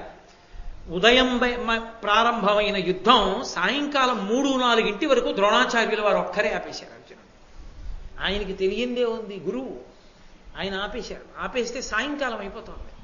అసలు ఇంకా వ్యూహంలోకి వెళ్ళలేదు, బయట ద్రోణాచార్యుల వారే ఆపేశారు. కృష్ణ పరమాత్మ యొక్క సారథ్యంలో ఉన్న నైపుణ్యం వల్ల శకట వ్యూహంలోకి వెళ్ళింది రథం. వెళ్ళిపోయింది. కానీ ఒక పక్క అరుణారుణ కాంతులు ప్రారంభం అవుతున్నాయి. ఇంకా సూర్యాస్తమయం అయిపోతుంది. సైంధవుడు కనపట్టలేదు. ఎందుకని? సైంధవుడి చుట్టూ కృపాచార్యుడు, శల్యుడు మొదలైన మహావీరులందరూ నిలబడ్డారు. మధ్యలో సైంధవుడిని నించోబెట్టారు. ఇంతమందిని దాటితే కానీ దొరకడం. ఆయన కంఠం అసలు కనపడ్డ మనిషి ఎలా? ఇంతమందిని చంపాలి, అయిపోతోంది, సూర్యాస్తమయం అయిపోతోంది. చూశాడు అర్జునుడు. ఇంత అర్జునుడు నిరుత్తరుడైపోయాడు. అయిపోయి కృష్ణ పరమాత్మ వెనక్కి తిరిగి చూశారు. ఓ అర్జునుడు బెంగ పెట్టేసుకుంటున్నాడు, అయిపోతోంది సూర్యాస్తమయం. ఒక్కసారి సంకల్పం చేశాడు. మహానుభావుడు, జగద్రక్షకుడు, ఆయన సంకల్పం చేస్తే ఏం జరగదు. అకస్మాత్తుగా మాయాతిమిరం ఒకటి వచ్చి సూర్య భగవానుణ్ణి కప్పింది. సూర్యాస్తమయం అయిపోయింది అనుకున్నాడు. ఇక అర్జునుడు చచ్చిపోతాడు, అమ్మయ్య యుద్ధం ఆగిపోతుందని బాగా సూర్యాస్తమయం అయిపోయిందో లేదో చూద్దామని సైంధవుడు అందరి మధ్యలోంచి గబాల రథం ఎక్కి ఇలా చూశాడు ఆకాశాన్ని. చూడగానే కృష్ణ పరమాత్మ మళ్ళీ సంకల్పం చేశారు. మేఘం తప్పుకుని సూర్యుడు ప్రకాశించాడు. ఇంకా సమయం ఉంది, ఏదో 1 ball left 6 runs రిక్వైర్డ్, కొద్ది సమయమే ఉంది, ఆ కాలంలో కొట్టేయాలి. అర్జున సమయం మించిపోతుంది, అదిగో పైకి లేచి నిల్చున్నాడు, కొట్టేయాలి. వెంటనే బాణం వేసి కొట్టేశాడు. తల తెగిపోయి. తల తెగిపోగానే అర్జున ఆ తల కింద పడకూడదు, ఆ తల కింద పడితే నీ తల 100 వక్కలైపోతుంది. పాశుపతాస్త్రాన్ని ప్రయోగించి ఆకాశంలో బంతులాడుదాంతో అన్నాడు. పాశుపతాస్త్రాన్ని ప్రయోగించాడు. ప్రయోగిస్తే ఆ పాశుపతం యొక్క శక్తి చేత తల కింద పడకుండా అది ఆకాశంలో బంతులాడుతూ తిప్పుతోంది. ఇలా ఎంతసేపు బంతులాట అస్త్రాన్ని ఉపసంహారం చేయాలి? ఎందుకు ఇలాగని అడిగాడు. అప్పుడు చెప్పాడు ఈ వరమంతా కృష్ణ భగవానుడు. కృష్ణ భగవానుడు లేకపోతే పాండవులకి విజయం ఎక్కడదండి? ధర్మం ఉంది కాబట్టి పక్షపాతం వహించాడు. ఎక్కడ ధర్మం ఉందో అక్కడ విజయం. కాబట్టి బంతులాడి బంతులాడి బంతులాడి అన్నాడు. అది అస్త్రం కాబట్టి నీ సంకల్పానికి పనిచేస్తుంది. హిమాలయ పర్వతాల పక్కన ఉన్నటువంటి శమంతక పంచకం పక్కన కూర్చుని సైంధవుని యొక్క తండ్రి వృద్ధక్షత్రుడు తపస్సు చేసుకుంటున్నాడు. ఆయన ఒళ్ళో పడేట్టు కొట్టు ఆ తలకాయ అన్నాడు. ఆ తలకాయ వెళ్ళి ఆయన ఒళ్ళో పడాలని సంకల్పం చేశాడు. అస్త్రం కదూ, అది వెళ్ళి ఆయన తలలో పడింది, ఆయన ఒళ్ళో పడింది.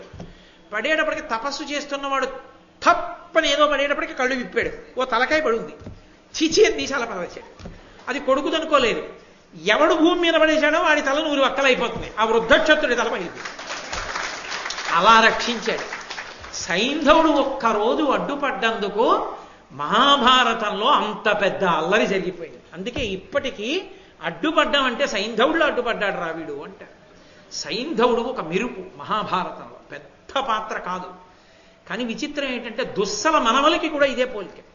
ఒకప్పుడు ధర్మరాజు గారు అశ్వమేధయాగం చేస్తే గుర్రాన్ని ఎత్తుకుపోయే ప్రయత్నం చేశారు. అర్జునుడు చంపైపోయాడు. దుస్సల వచ్చి ఏడ్చింది, అయ్యో వాళ్ళని చంపేస్తావా నా మనవలని. దుస్సల మొహం చూసి మళ్ళీ విడిచిపెట్టేశాడు అర్జునుడు. అటువంటి దిక్కుమాలిన వంశం ఆ వంశం, రాక్షస తేజస్సు. ఆ సైంధవుణ్ణి చంపడానికి అంత అల్లరైంది. కాబట్టి సైంధవుడి గురించి ఎప్పుడు చెప్పుకున్నా అందులో అంతర్లీనంగా కృష్ణ పరమాత్మ యొక్క అనుగ్రహము, పాండవుల యొక్క ధర్మము, మహాపతివ్రత అయినటువంటి ద్రౌపదీదేవి యొక్క పాతివ్రత్య ధర్మము ఇన్ని చెప్పబడతాయి. అందున నూతన సంవత్సర ప్రారంభంలో నందననామ సంవత్సర ప్రారంభ దినాన శుక్రవారం నాటి ప్రదోష వేళలో నా ప్రయత్నం లేకుండా ఇంత గొప్ప ఘట్టం రావడం, కృష్ణ పరమాత్మ అనుగ్రహాన్ని స్మరించగలడం, ఒక మహాపతివ్రత యొక్క పాతివ్రత్య ధర్మ విశేషాన్ని చెప్పుకోగలగడం, అదంతా మనకి కృష్ణ పరమాత్మ యొక్క నిర్హేతుక కృపాకటాక్ష వీక్షణం. కాబట్టి పాండవులు రక్షింపబడ్డారు, సంతోషంగా ఉన్నారనేటటువంటి మంగళప్రదమైన ఘట్టం దగ్గర ఇవాల్టి ఉపన్యాసాన్ని ఆపు చేసి మళ్ళీ రేపు సాయంకాలం 6:30 కలుసుకున్నప్పుడు అద్భుతమైనటువంటి ఘట్టం వేరొకటి వస్తుంది. అసలు రేపటి ఘట్టం నేను ఏదో మిమ్మల్ని మామూలుగా చెప్తున్నానని అనుకోవద్దు. అలా జనం కోసం చెప్పడం నా జీవితంలో లేదు. ఉపన్యాసం ఒక్కడు చాలు నాకు, ఎవ్వరూ లేకపోతే మా ఆవిడ చాలు. నాకు అన్నిటికన్నా అసలు ఇష్టమైంది ఏమిటో తెలుసా? ఉపన్యాసం చెప్పడం. మా ఆవిడికి చెప్పడం నాకు ఇష్టం. ఎందుకంటే పరమ ప్రీతితో ఉంటుంది. నేను ఎక్కడికి వెళ్ళాలి, నాకు ఎప్పుడు సంతోషం వస్తే అప్పుడు దాని దగ్గర కూర్చుని నేను చెప్పిన ఉపన్యాసాలే అసలు నిజమైన ఉపన్యాసాలు. మా ఆవిడికి కాశీఖండం అంతా చెప్పా కూర్చోబెట్టి. ఎప్పుడు పొద్దున నిద్ర లేవగానే సంతోషం వస్తే కాశీఖండం చెప్పేవాడిని. కాబట్టి జనం కోసం చెప్పడం నా జన్మలో లేదు. ఎందుకు చెప్తున్నానంటే ఆ ఆఖ్యానం అంత గొప్పది కనుక. రేపటి రోజున పరమాద్భుతమైనటువంటి ఉపాఖ్యానం ఒకటి వస్తుంది. అది అందరూ విని తీరవలసినది. ఆరణ్యకాండలో అంత శక్తివంతం. అది ఆయుర్దాయకారకం, అపమృత్యు దోషాన్ని కూడా పోగొడుతుంది. అంత గొప్పది. అటువంటి పరమ పవిత్రమైన ఉపాఖ్యానాన్ని రేపు సాయంకాలం కృష్ణ భగవానుడి అనుగ్రహంతో విజ్ఞాపన చేస్తాను. మంగళాశాసన పరై మదాచార్య పురోగమై సర్వైశ్చ పూర్వైరాచార్యై సత్కృతాయాస్తు మంగళం. మంగళం కోసలేంద్రాయ మహనీయ గుణాత్మనే చక్రవర్తి తనూజాయ సర్వభౌమాయ మంగళం. ఉమాకాంతాయ కాంతాయ కామితార్థప్రదాయినే శ్రీగిరీశాయ దేవాయ మలినాథాయ మంగళం. సర్వం శ్రీ ఉమామహేశ్వర పరబ్రహ్మార్పణమస్తు. స్వస్తి.